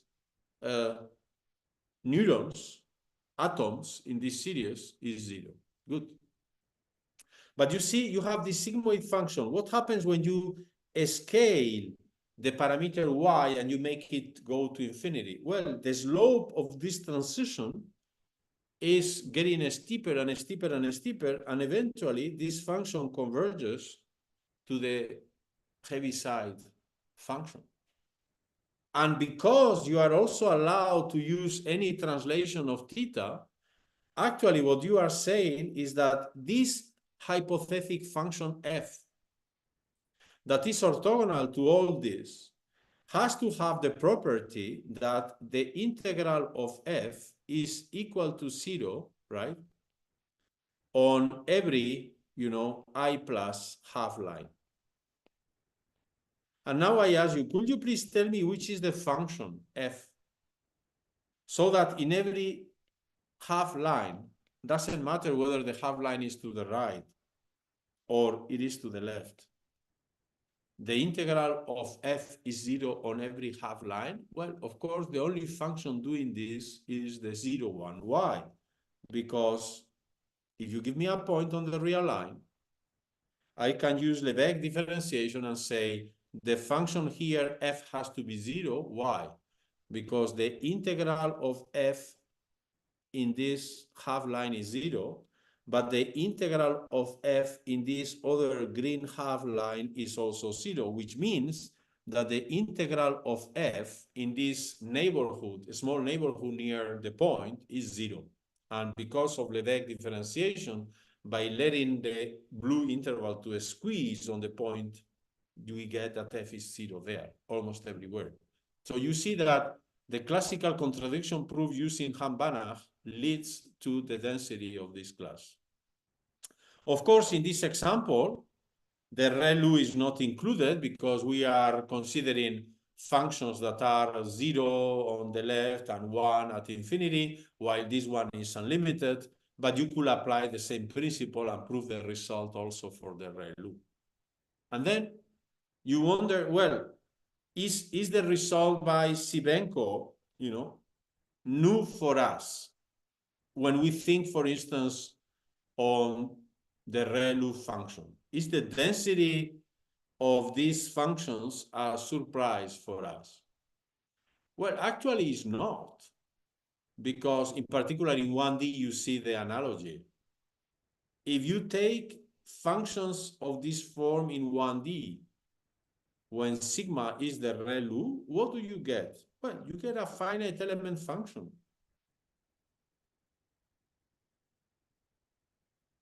And we know finite elements are dense.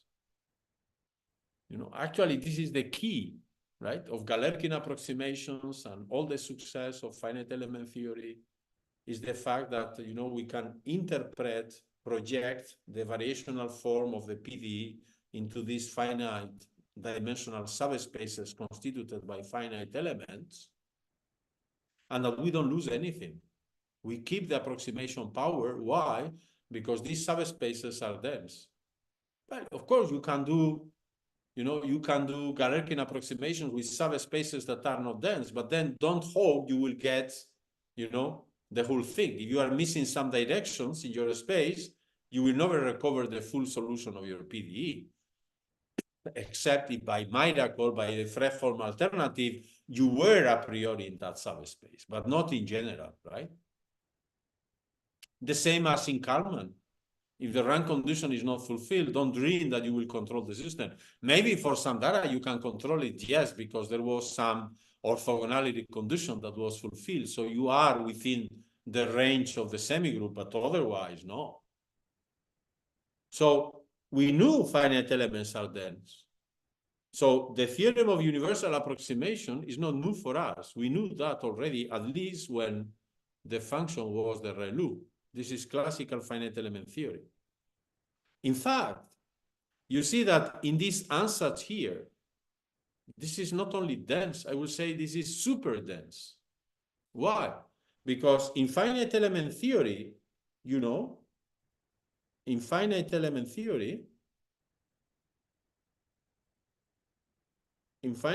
theory, we fix the grid. not necessarily uniform, can be heterogeneous, but we fix the grid. While here, the fact that we are allowed to use parameters theta totally freely translating the basis functions, it means that actually here we are considering the union of all the functions you can get by finite elements, right? In all possible grids. So not only this is dense, this is super dense. There is much, much more I need to produce density. Well, some people might think, oh, then this is even better. Well, it's not true.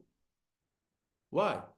Because you see, in the context of finite elements, right, we have density and we don't have more than density. I didn't do anything in excess when I was using finite elements, so that for every function, there is a unique projection. And therefore, you know, I have also an algorithm to approximate a given function. Given a given function, right, I do the finite element projection, and this is the object that is the closest one, and this is the one I should consider. This is the, and then, you know, all other solutions of the PDE and the convergence of all other solutions of PDEs can be estimated because of the proximity between general elements of the space and their finite element projections, but there is only one. While here, the excess on density is so large that if you give me a function f in L2 and you tell me what is the nearest object of this form to this function, I will tell you, I don't know. So what people do? Well, they train. They call it training. What is training? Training means simply minimize within the range of parameters alpha, y, and theta, the distance between fx and this sum.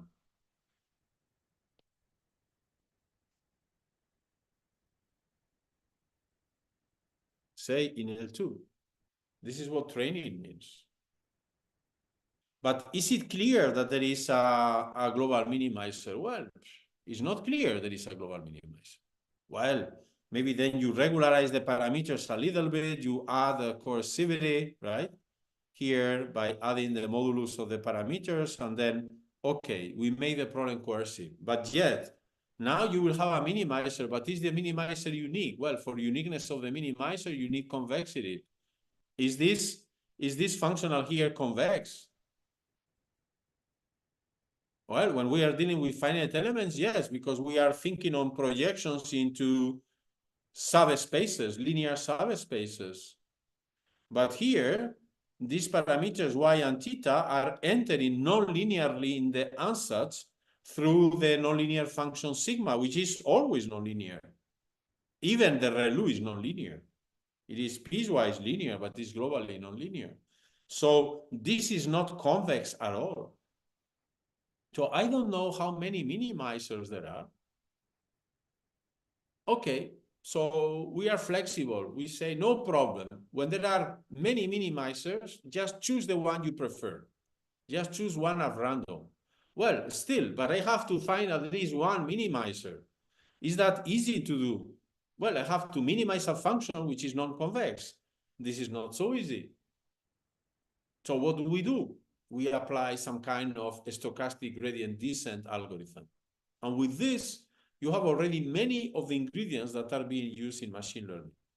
So then you have to be careful, right? Because there are many things you can do, but please don't believe on magic. You have to be cautious. In this context, you are facing the course of dimensionality. Dimensions are huge. There are plenty of data. Functions are very complex.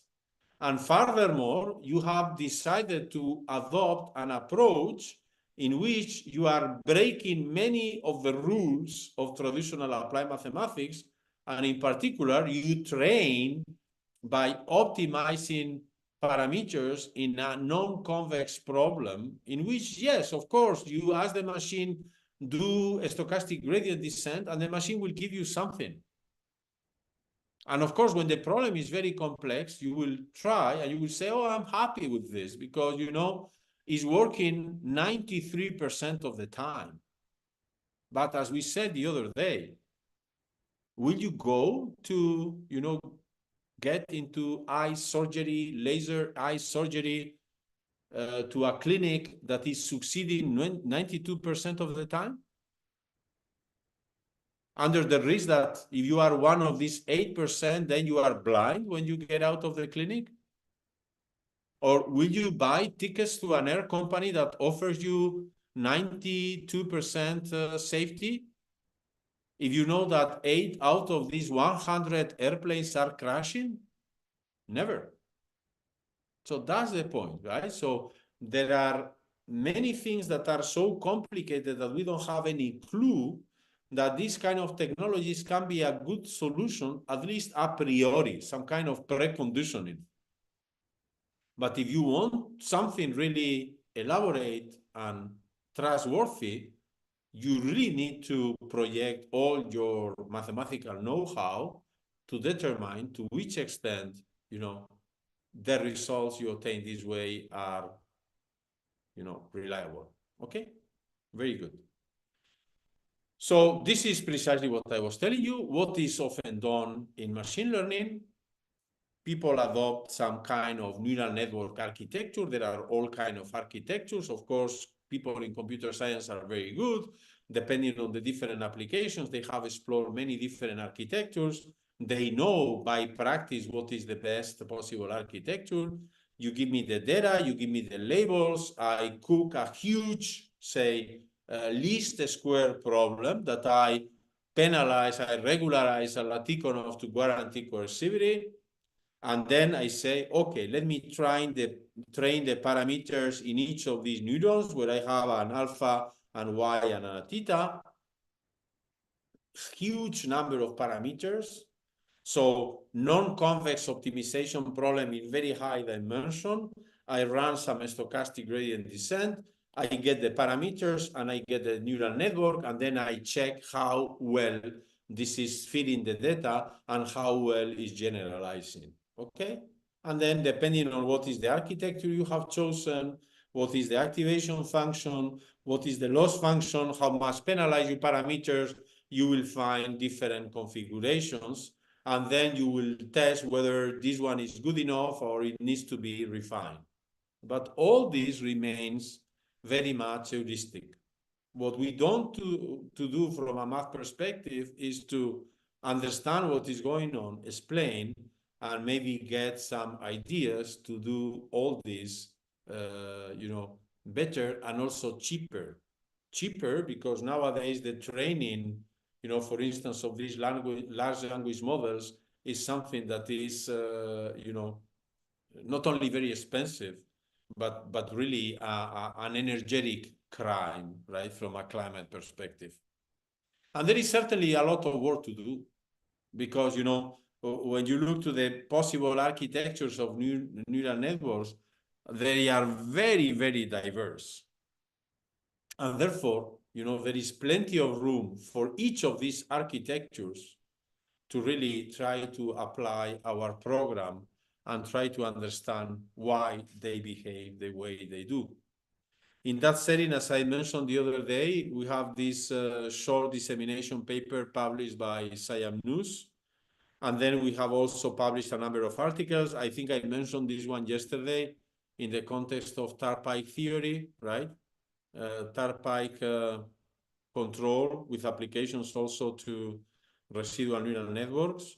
And these two papers in which we discuss the control perspective to the problem of classification of data through neural differential equations, and how out of this you can, analyze normalizing flows and, deal with generative machine learning. By the way, in this context of generative, probably you know this web page, but this is amazing, right? If you open this page,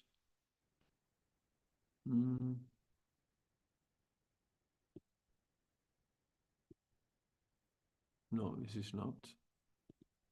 If you open the page here, this person does not exist. Probably many of you know this already. Does not exist.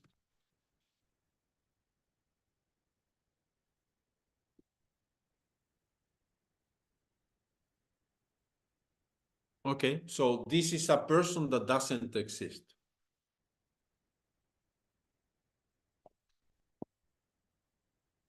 So this Asian-looking young lady does not exist. Well, this, blonde, white, young man doesn't exist. This young lady doesn't exist. He could be a math professor, he doesn't exist. This senior pretty lady doesn't exist. So what does it mean? What are we doing here? So this is generative machine learning, right? Artificial intelligence. So what are we doing? The idea is the following. The idea is, listen, you know what we did? If we follow, the perspective of computer scientists, right? You gave me plenty of data and the labels, right? You give me plenty of patients in a hospital and, you told me, okay, I want, so this person is sick, this person is healthy, and I was able to classify. So then out of this process, I have built a discrete dynamical system, very complicated neural network, doesn't really matter, right? Whenever I give some values here, I get out of this process, I get either a sick person or a healthy person. So what are we basically doing with this generative machine learning? So what we are doing is we have built a giant, right?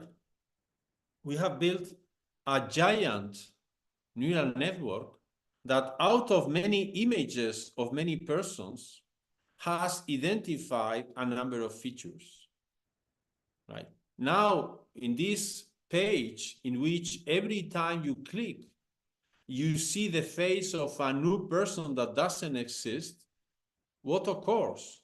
In real time, this neural network is activated.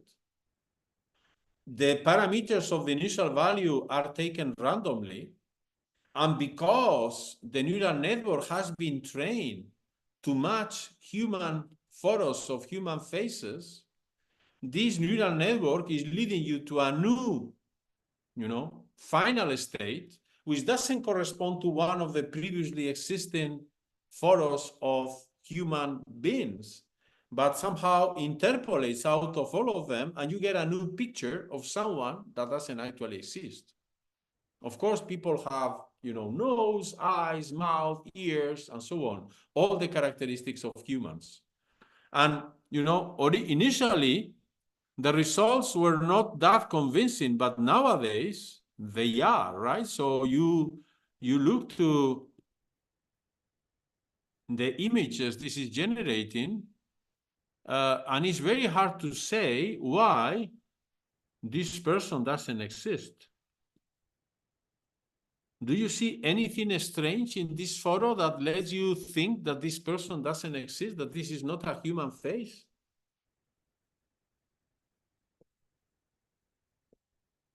In the beginning, it was quite bad. Ears, for instance, were clearly asymmetric, and you could say, well, this doesn't really happen, except if there is some malformation.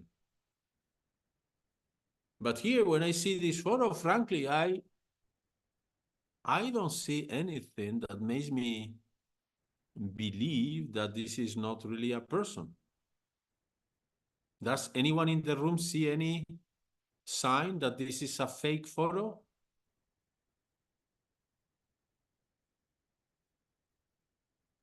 I don't. Okay. So this is generative artificial intelligence. Okay. You can generate new realities. How? Because you have built a dynamic system, a dynamical system that was able to match at the final time all the existing realities that you gave to the computer to learn, to get trained.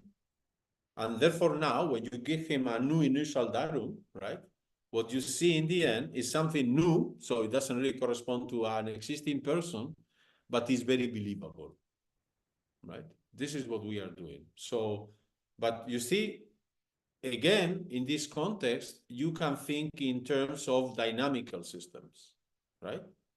Because now, once you have built this dynamical system, once you have trained this dynamical system, it doesn't matter how you did it, how much you were thinking in control, in optimization, or in, I don't know, in some kind of reservoir computing on the fly Monte Carlo method. Doesn't really matter how you did it. Once you have done it, once you have this dynamical system, you just plug a new initial datum and bloop, automatically this will generate a new reality, generative artificial intelligence. Okay, very good. Let me then continue with the maths.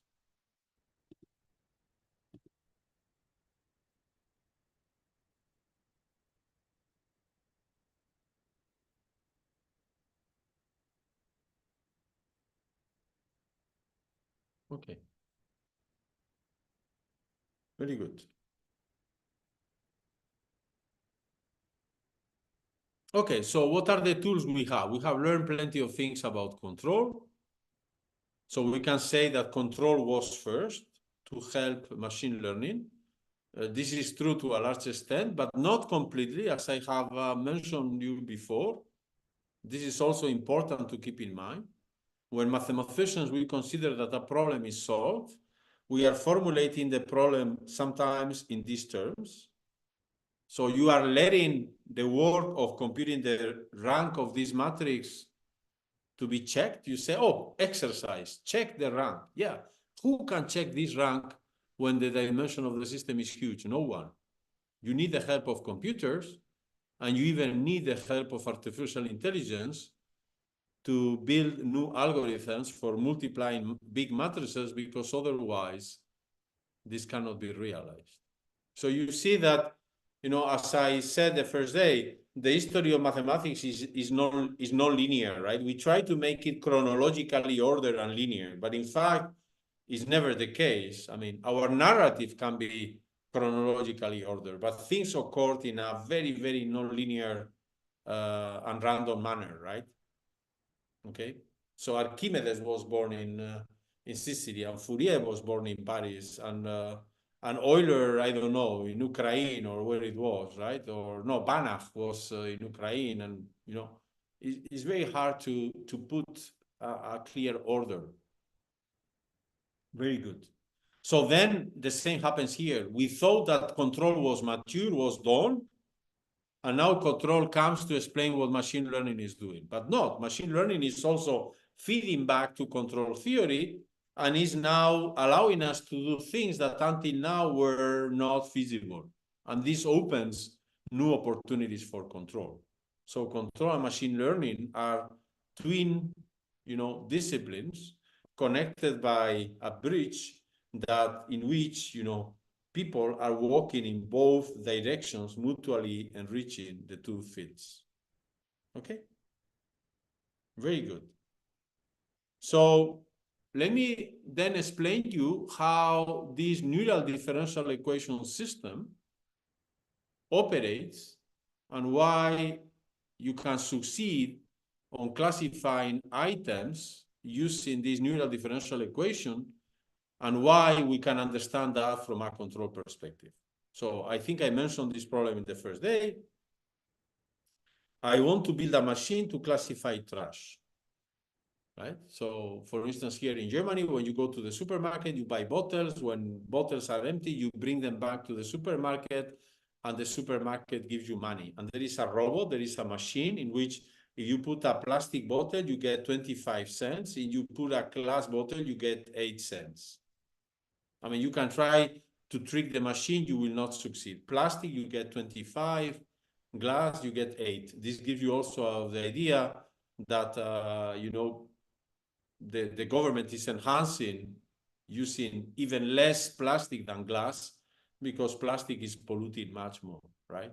But then if you put glass, don't expect 25 cents. You get 8 cents. If you put plastic, you will get 25 cents. So the machine is able to discriminate. You put a bottle, also some bottles will be rejected. If you bring a bottle of wine from France and you put it in the machine here, after you drink it at home, you will not get any money, right? So this is only for the bottles that have the codes of the local markets, okay?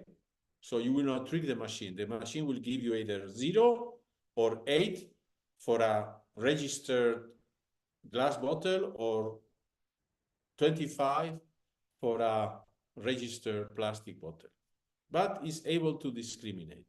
So we want to build one of these machines. As we said, a machine is a robot, is an algorithm is a mathematical function.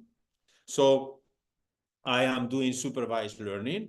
Supervised learning means that I am going to train, I'm going to build a function, right?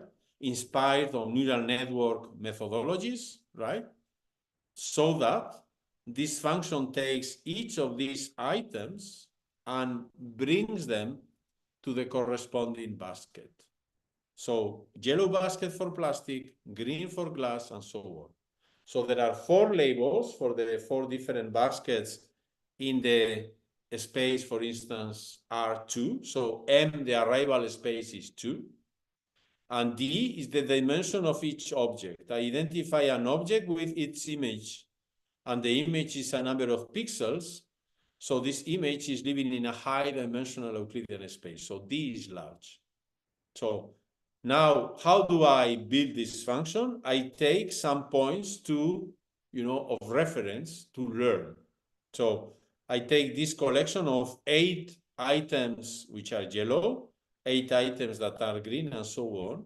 And then to each of them, I allocate the label. And then I say, listen, you have to interpolate this value. So what I'm doing is, like in classical interpolation, I take a few values on X, then I give the corresponding values on the Y variable.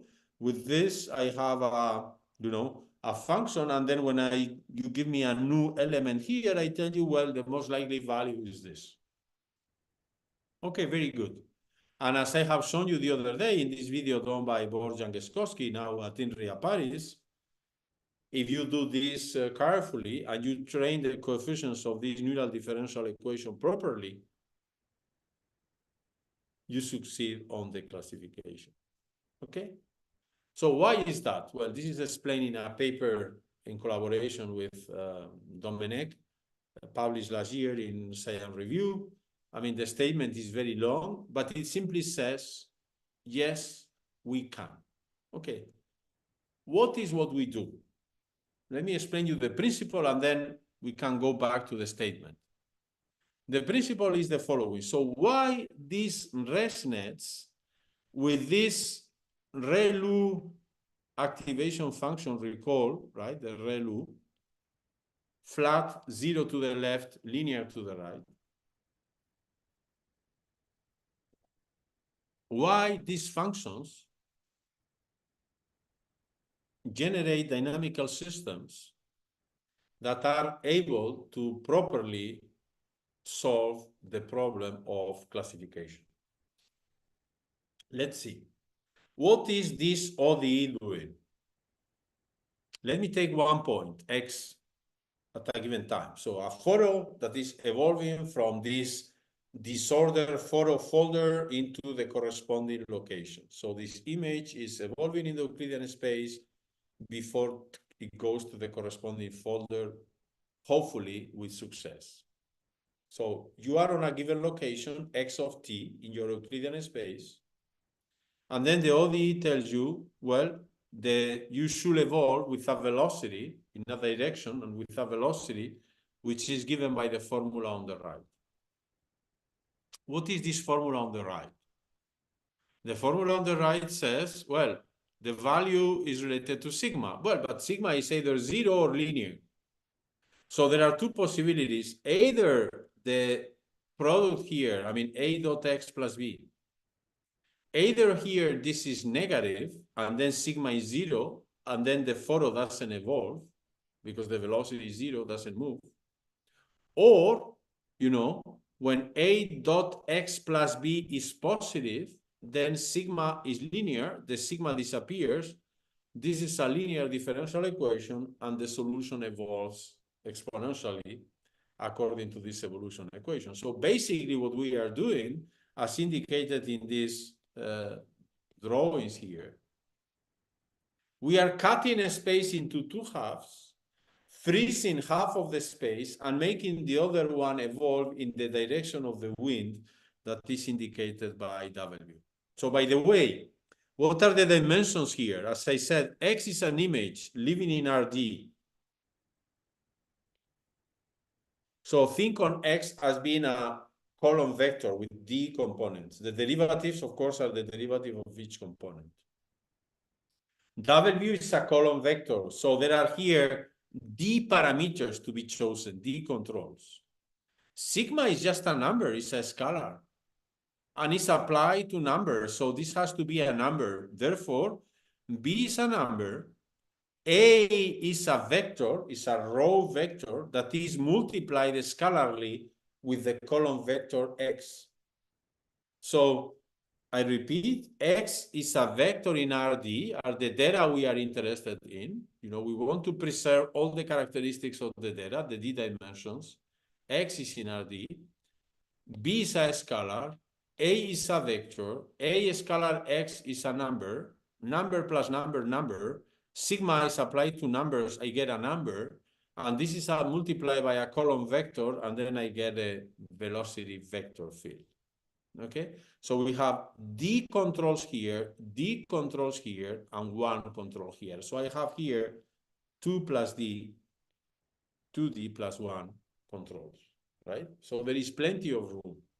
And as I said, whenever you make a choice of B, A, and W, I interpret the choice you have done as the superposition of the two actions. Which actions? With the choice of A and B, you have chosen a hyperplane that is cutting the D-dimensional Euclidean space into two halves. And in this way, you determine the active hyperplane and the frozen hyperplane. So whenever you choose A and B, you have determined the splitting of the space into two, and which is the active and inactive hyperplane because of the orientation of the vector outwards or inwards. There are always two normal vectors to every hyperplane, right? So with one hand, you have determined AB, and you have just cut the space into two halves. And with the other hand, you have chosen the W, and the W, which does is just put some wind, you put some wind so that the active part moves in the direction you wish. So for instance, you can do things like this. You can split here diagonally, the upper part is frozen, the southern part is active, and then is evolving like a river along the border, or is going perpendicular to the border like in a beach, or is the wave coming back towards the deep ocean once has reached the border of the beach. All these possibilities are admissible. A, B, and W allow you for arbitrary choices. So basically, we are very much inspired on the Rubik Cube.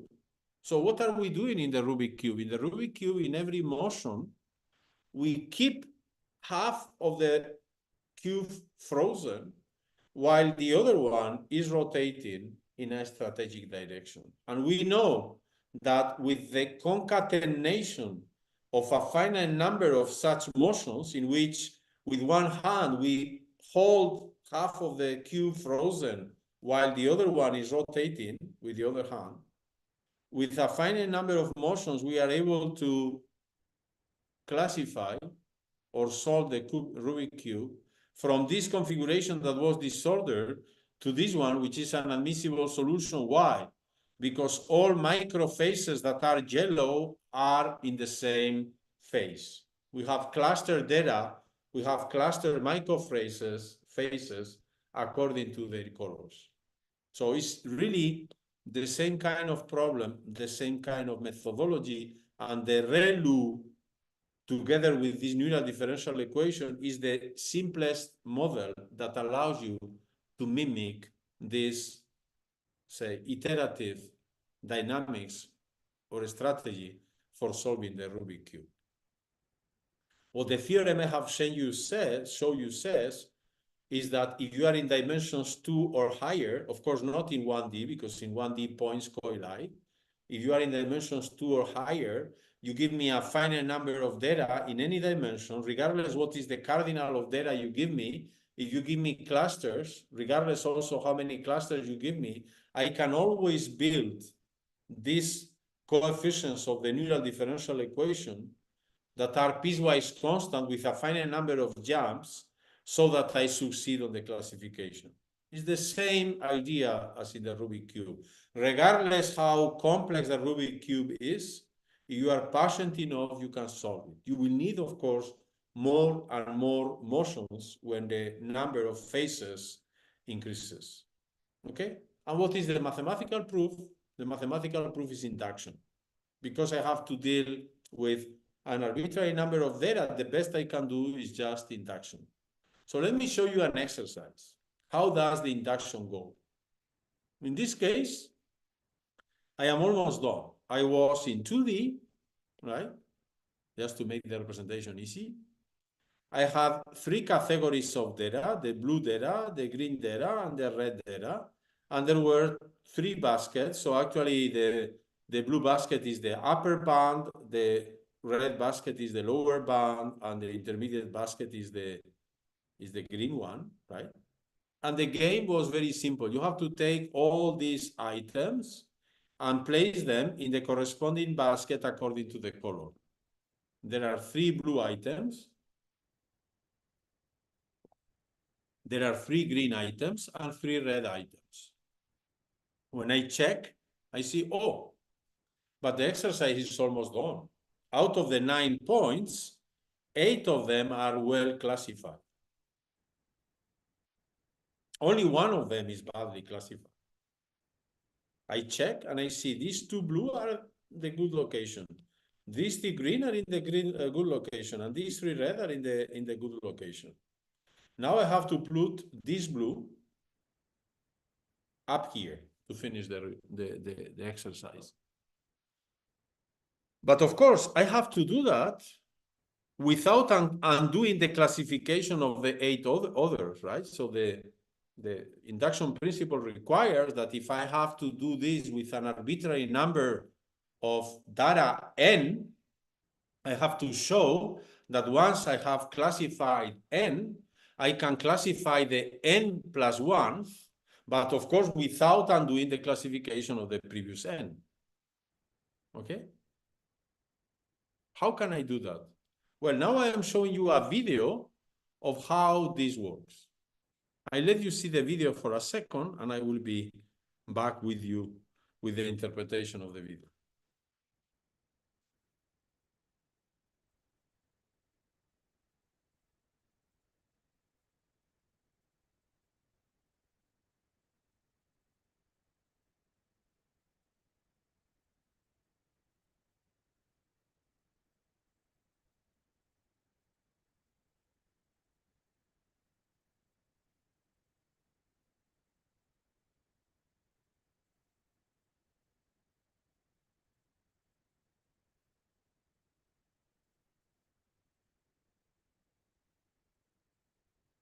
So in this video, we have seen 4 motions.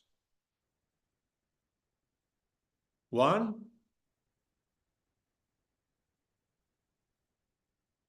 2,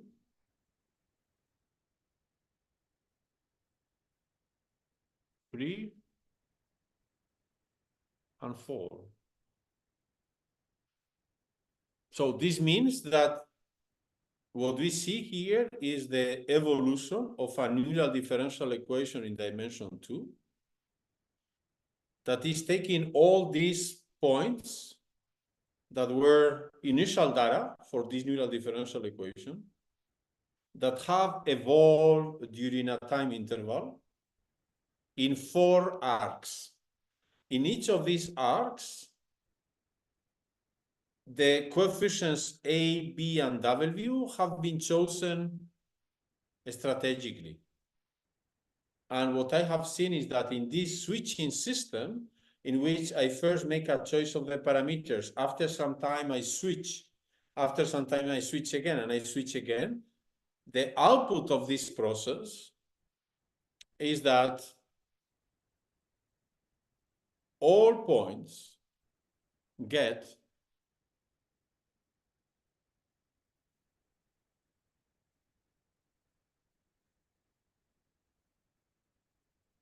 to the corresponding location. You see the 3 blues are now in the blue area, and so for the others. What did I do in each motion? You see, the problem was here that this blue was in the green area and it was surrounded by greens. Of course, if I could just, cut this blue, go to higher dimension, transport it, and then pose it again here, the problem will be solved.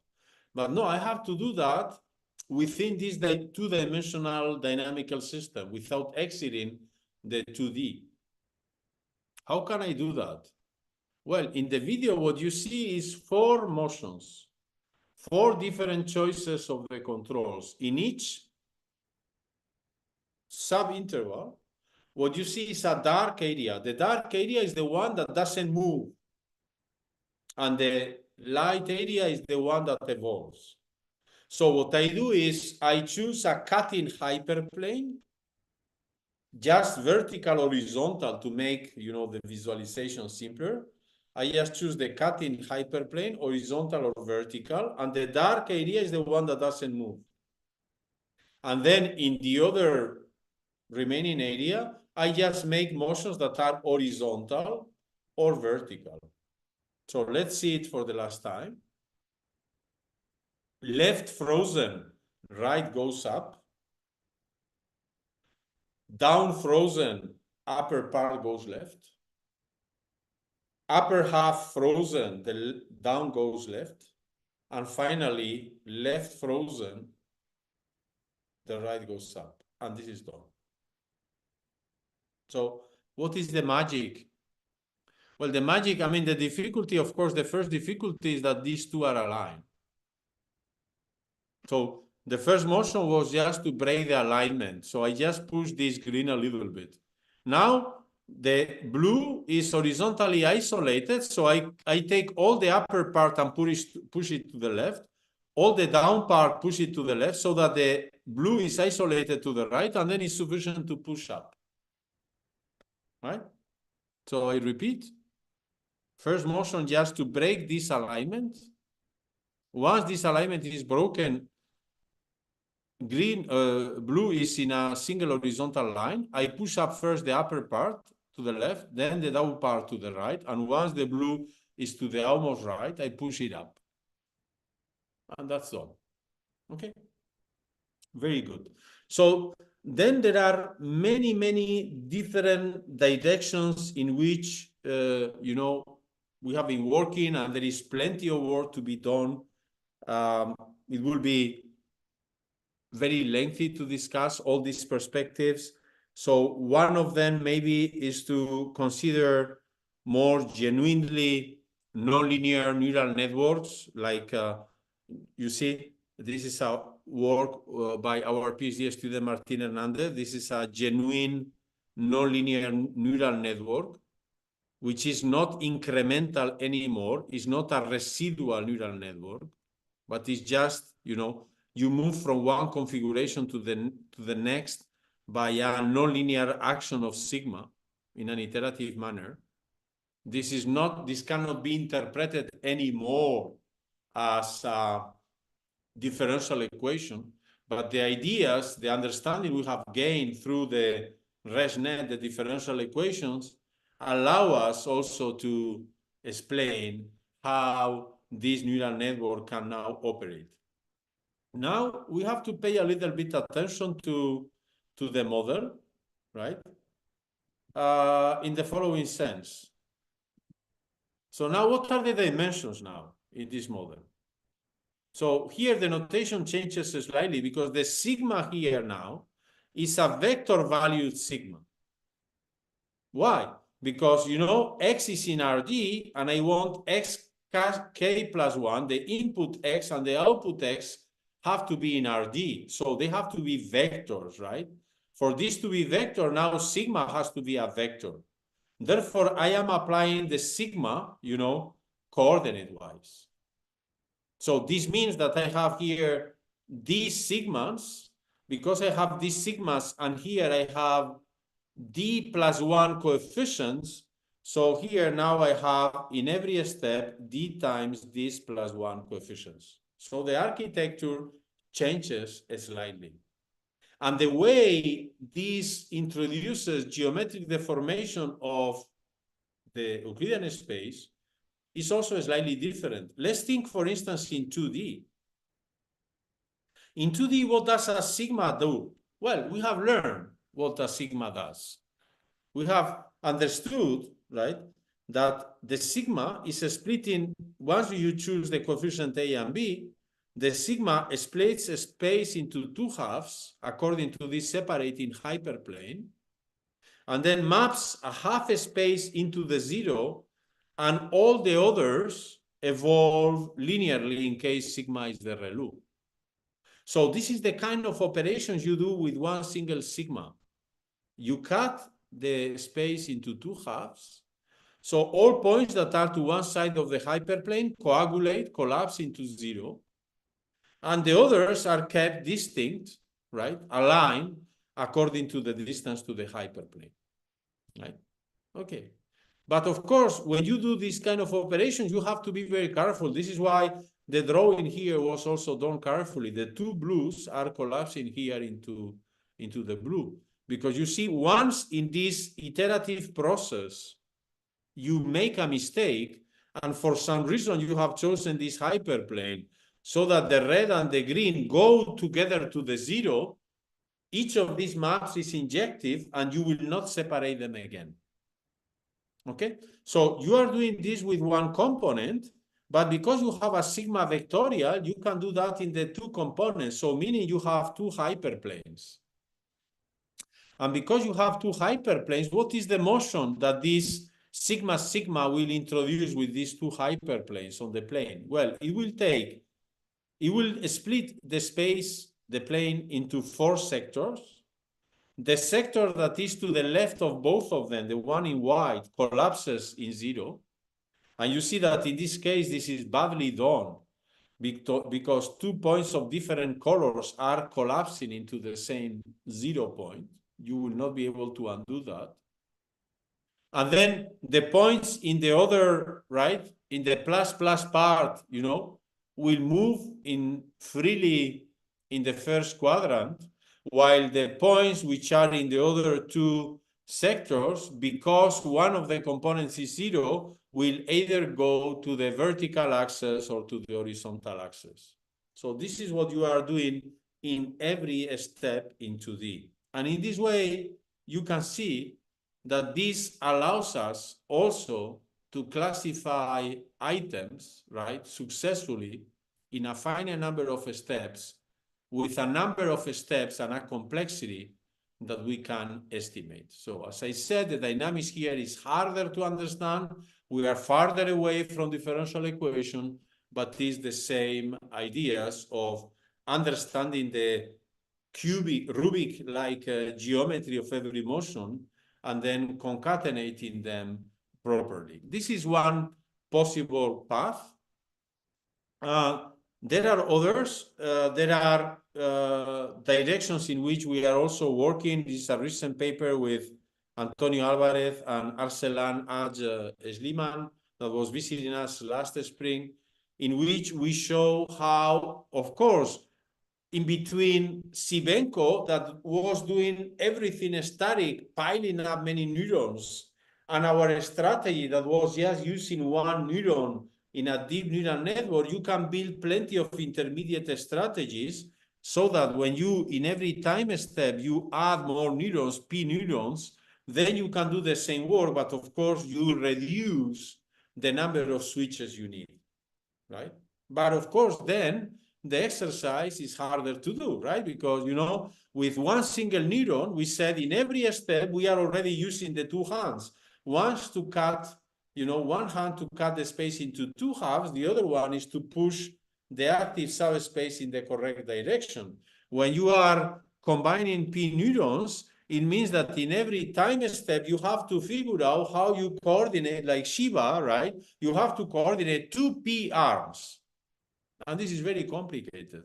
But of course, theoretically, you can understand that, and you can prove that, you know, when P increases, the number of switches in the control decrease, and eventually you collapse into autonomous control, not time-independent control, which can be, you know, interpreted as the original result by Sibenko. You can also use probabilistic ideas. This is a joint work with Antonio Alvarez and my colleague in Autónoma de Madrid, Rafael Oribe, where, of course, you see, when we do estimates in our theorem with Domenech in Science Review 2023, we estimate the worst case scenario. But in practice, when you are dealing with data, you know, cluster. And when data cluster, right, it's like when we are organizing, you know, books in our office, right?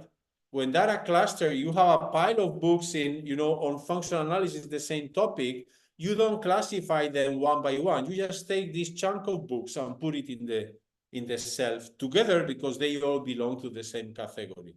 So we as humans, for classifying items, we take advantage of clustering to classifying a bunch of them with less complexity, right? And this is something that, of course, you can understand from the perspective of probabilities, for instance, because if you will take data randomly, you know, data, of course, in the worst case scenario, you will have something like a checkerboard configuration where you have black and white and black and white, and then the only way of classifying is one by one. But normally, when you know, data are distributed randomly, there are clusters that allow you to diminish the classification, the number of classification steps.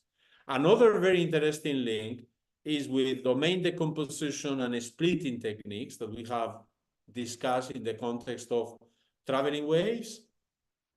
This is the so-called federated learning paradigm, in which different clients or servers, companies are cooperating with the same task. For instance, several hospitals trying to develop new methodologies for the detection of Alzheimer, right?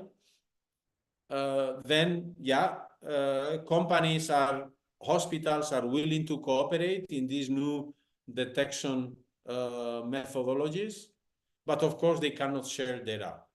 So this is like a huge, you know, training a neural network that learns from the different hospitals is something that is very, you know, desirable, because learning from different hospitals, you will make the algorithm, the overall algorithm, more performant, of course.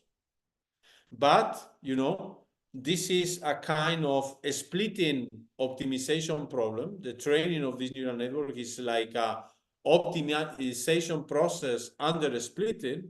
But in this case, contrarily to when you do, you know, the classical Lie splitting or domain decomposition, one hospital cannot transfer the data to the other because they are, you know, this is forbidden by confidentiality issues, right?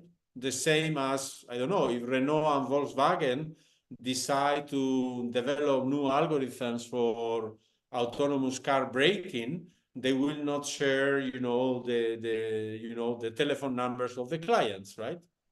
Because this is, you know, private to each of the companies. So splitting under privacy consideration leads to a whole need of developing new methodologies for splitting in optimization using also game theoretical ideas, because of course, you know, in these processes where several clients participate, they might even be hackers, right? That not only they are not contributing to the process, but are actually playing the process, claiming that they are contributing, but just to grab critical information for them. And then there is a final direction I wanted to mention, which is very much related to optimal transport and to this generative machine learning that I introduced through this web page of this person doesn't exist.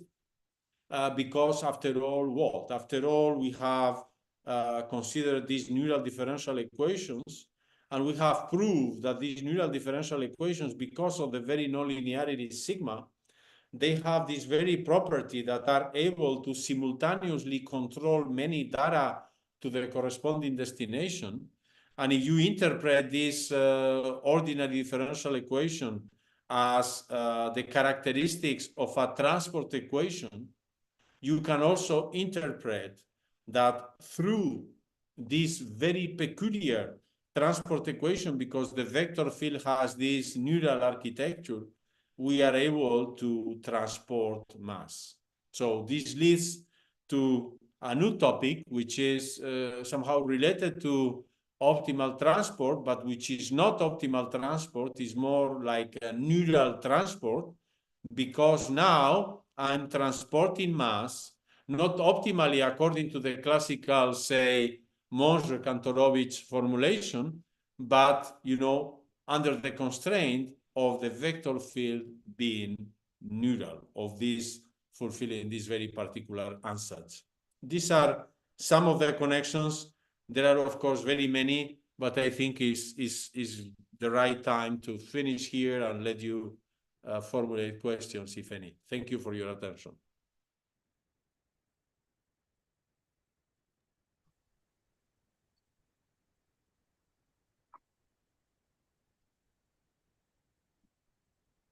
Thank you, Enrique. Thank you so much. Are there questions in the chat? So there is one question from David. In the neural DE, what are the advantages of using Redo instead of a sigmoid function? Yeah, that's a very good question. Actually, in some sense, I think that there is probably room to prove that the ReLU is the best possible activation function. So here is the ReLU, right? Very simple shape. So you see that you need a Lipschitz function, right? You don't want the function not to be Lipschitz, because otherwise you will have to deal with all kind of pathologies of a differential equation with a nonlinearity that is not Lipschitz. So I really prefer to stay in the context of Cauchy-Lipschitz, right? So we want the nonlinearity to be Lipschitz. On the other hand, you need the nonlinearity to be able to separate left and right. So why, for instance, don't we do this using linear systems as before? So why don't we try to do all this with linear systems? You know why? Because in linear system control, you know, whenever you give me an initial datum and a target, this gives you the control. But then the way this control acts on every other items will be the same. So linear systems don't have the possibility of discriminating that this point has to go to the left and this other one has to go down. So in order to succeed on this discrimination, out of the possible functions activation functions that are globally Lipschitz, you have to choose one with this discrimination power. Now, if you ask me, as very often people do in math, you say, oh, Enrique, will the same result be true for a modified ReLU function, something like this? Yes, of course, the result is still true. But I don't want to use this function. Why? Because what I really use out of the ReLU to classify items is the fact that I can split a space into two halves, and that in each of the halves, the motion of the points is the simplest possible so that I can anticipate their future evolution. So if you give me a ReLU like this, of course I can reprove the theorem. But then the practical implementation will be harder. The training will be even harder. And the size of the coefficients and the number of switches and the complexity of the neural network you will get will be higher. So in some sense, the ReLU is the optimal one. But if you ask me, can you do the same universal kind of controllability, simultaneous control for data classification of this for a sigma in the same spirit as Sibenko? Yes, I can, but I prefer to do it with the ReLU. And if you really want a Sibenko-like function, you know which one I will choose? I will choose this one. This fits the Sibenko condition, limit to the left 0, limit to the right 1, but it's still Lipschitz, is linear on the interface, and is the simplest possible I can think of in order to manipulate and understand the dynamics of this system. Thank you. There are other questions on the chat. So another one is, how can a function be analytically approximated by deep learning? I guess, for instance, can you get some Taylor expansion by means of deep learning? I think that this is the question that you have. Mm-hmm. Well, in principle, this is the drawback, right, of deep learning, that normally you don't get these kind of things done.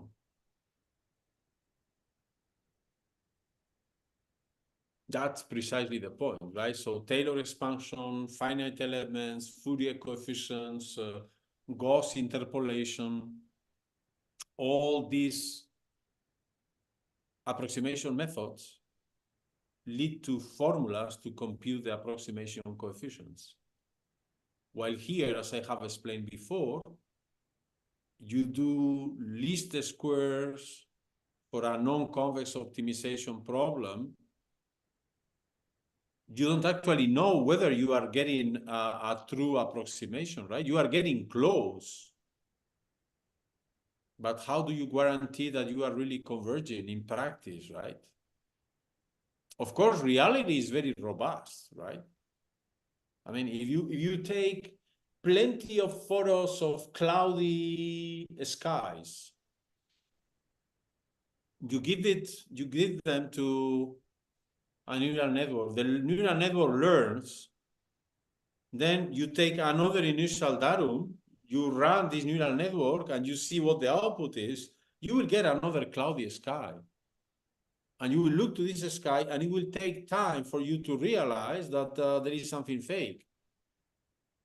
So these days are these scandals. I don't know why this is so scandalous, that say, oh, you know, the British royal family is manipulating, you know, photos of family photos. Well, I mean, what is the point? Everyone is manipulating photos nowadays. But it's not so easy for us. When you see the photo, you say, why this photo is manipulated? I mean, you need to use a computer to test, right? And to say, oh, yeah, this was not the original photo. There is a region here where something, an artifact was introduced, maybe to hide that this person, you know, was not there, or that this person, you know, maybe that day wasn't looking that nice. So, you know, we don't want that people think that this one family member is sick. So let's modify, you know, a little bit. So that's the problem of machine learning, right? So it's not analytical, it's non-linear approximation theory. And because it's non-linear approximation theory, even if it guarantees that it has the approximation power, it's very hard to implement computationally in a reliable manner. This is why analysis will persist. Thank you. And I think the most likely tendency will be to let machine learning do really those tasks that are totally out of our reach so that we can figure out better, right? Or by the contrary, let machine learning do those tasks that we master very well, but we know they are heavy to do, like, for instance, computing the rank of the matrix. Thank you. And there are similar questions, or the same question comes several times on the chat. So what about the optimal network architecture, or in another way, how to select the better neural network for a given task?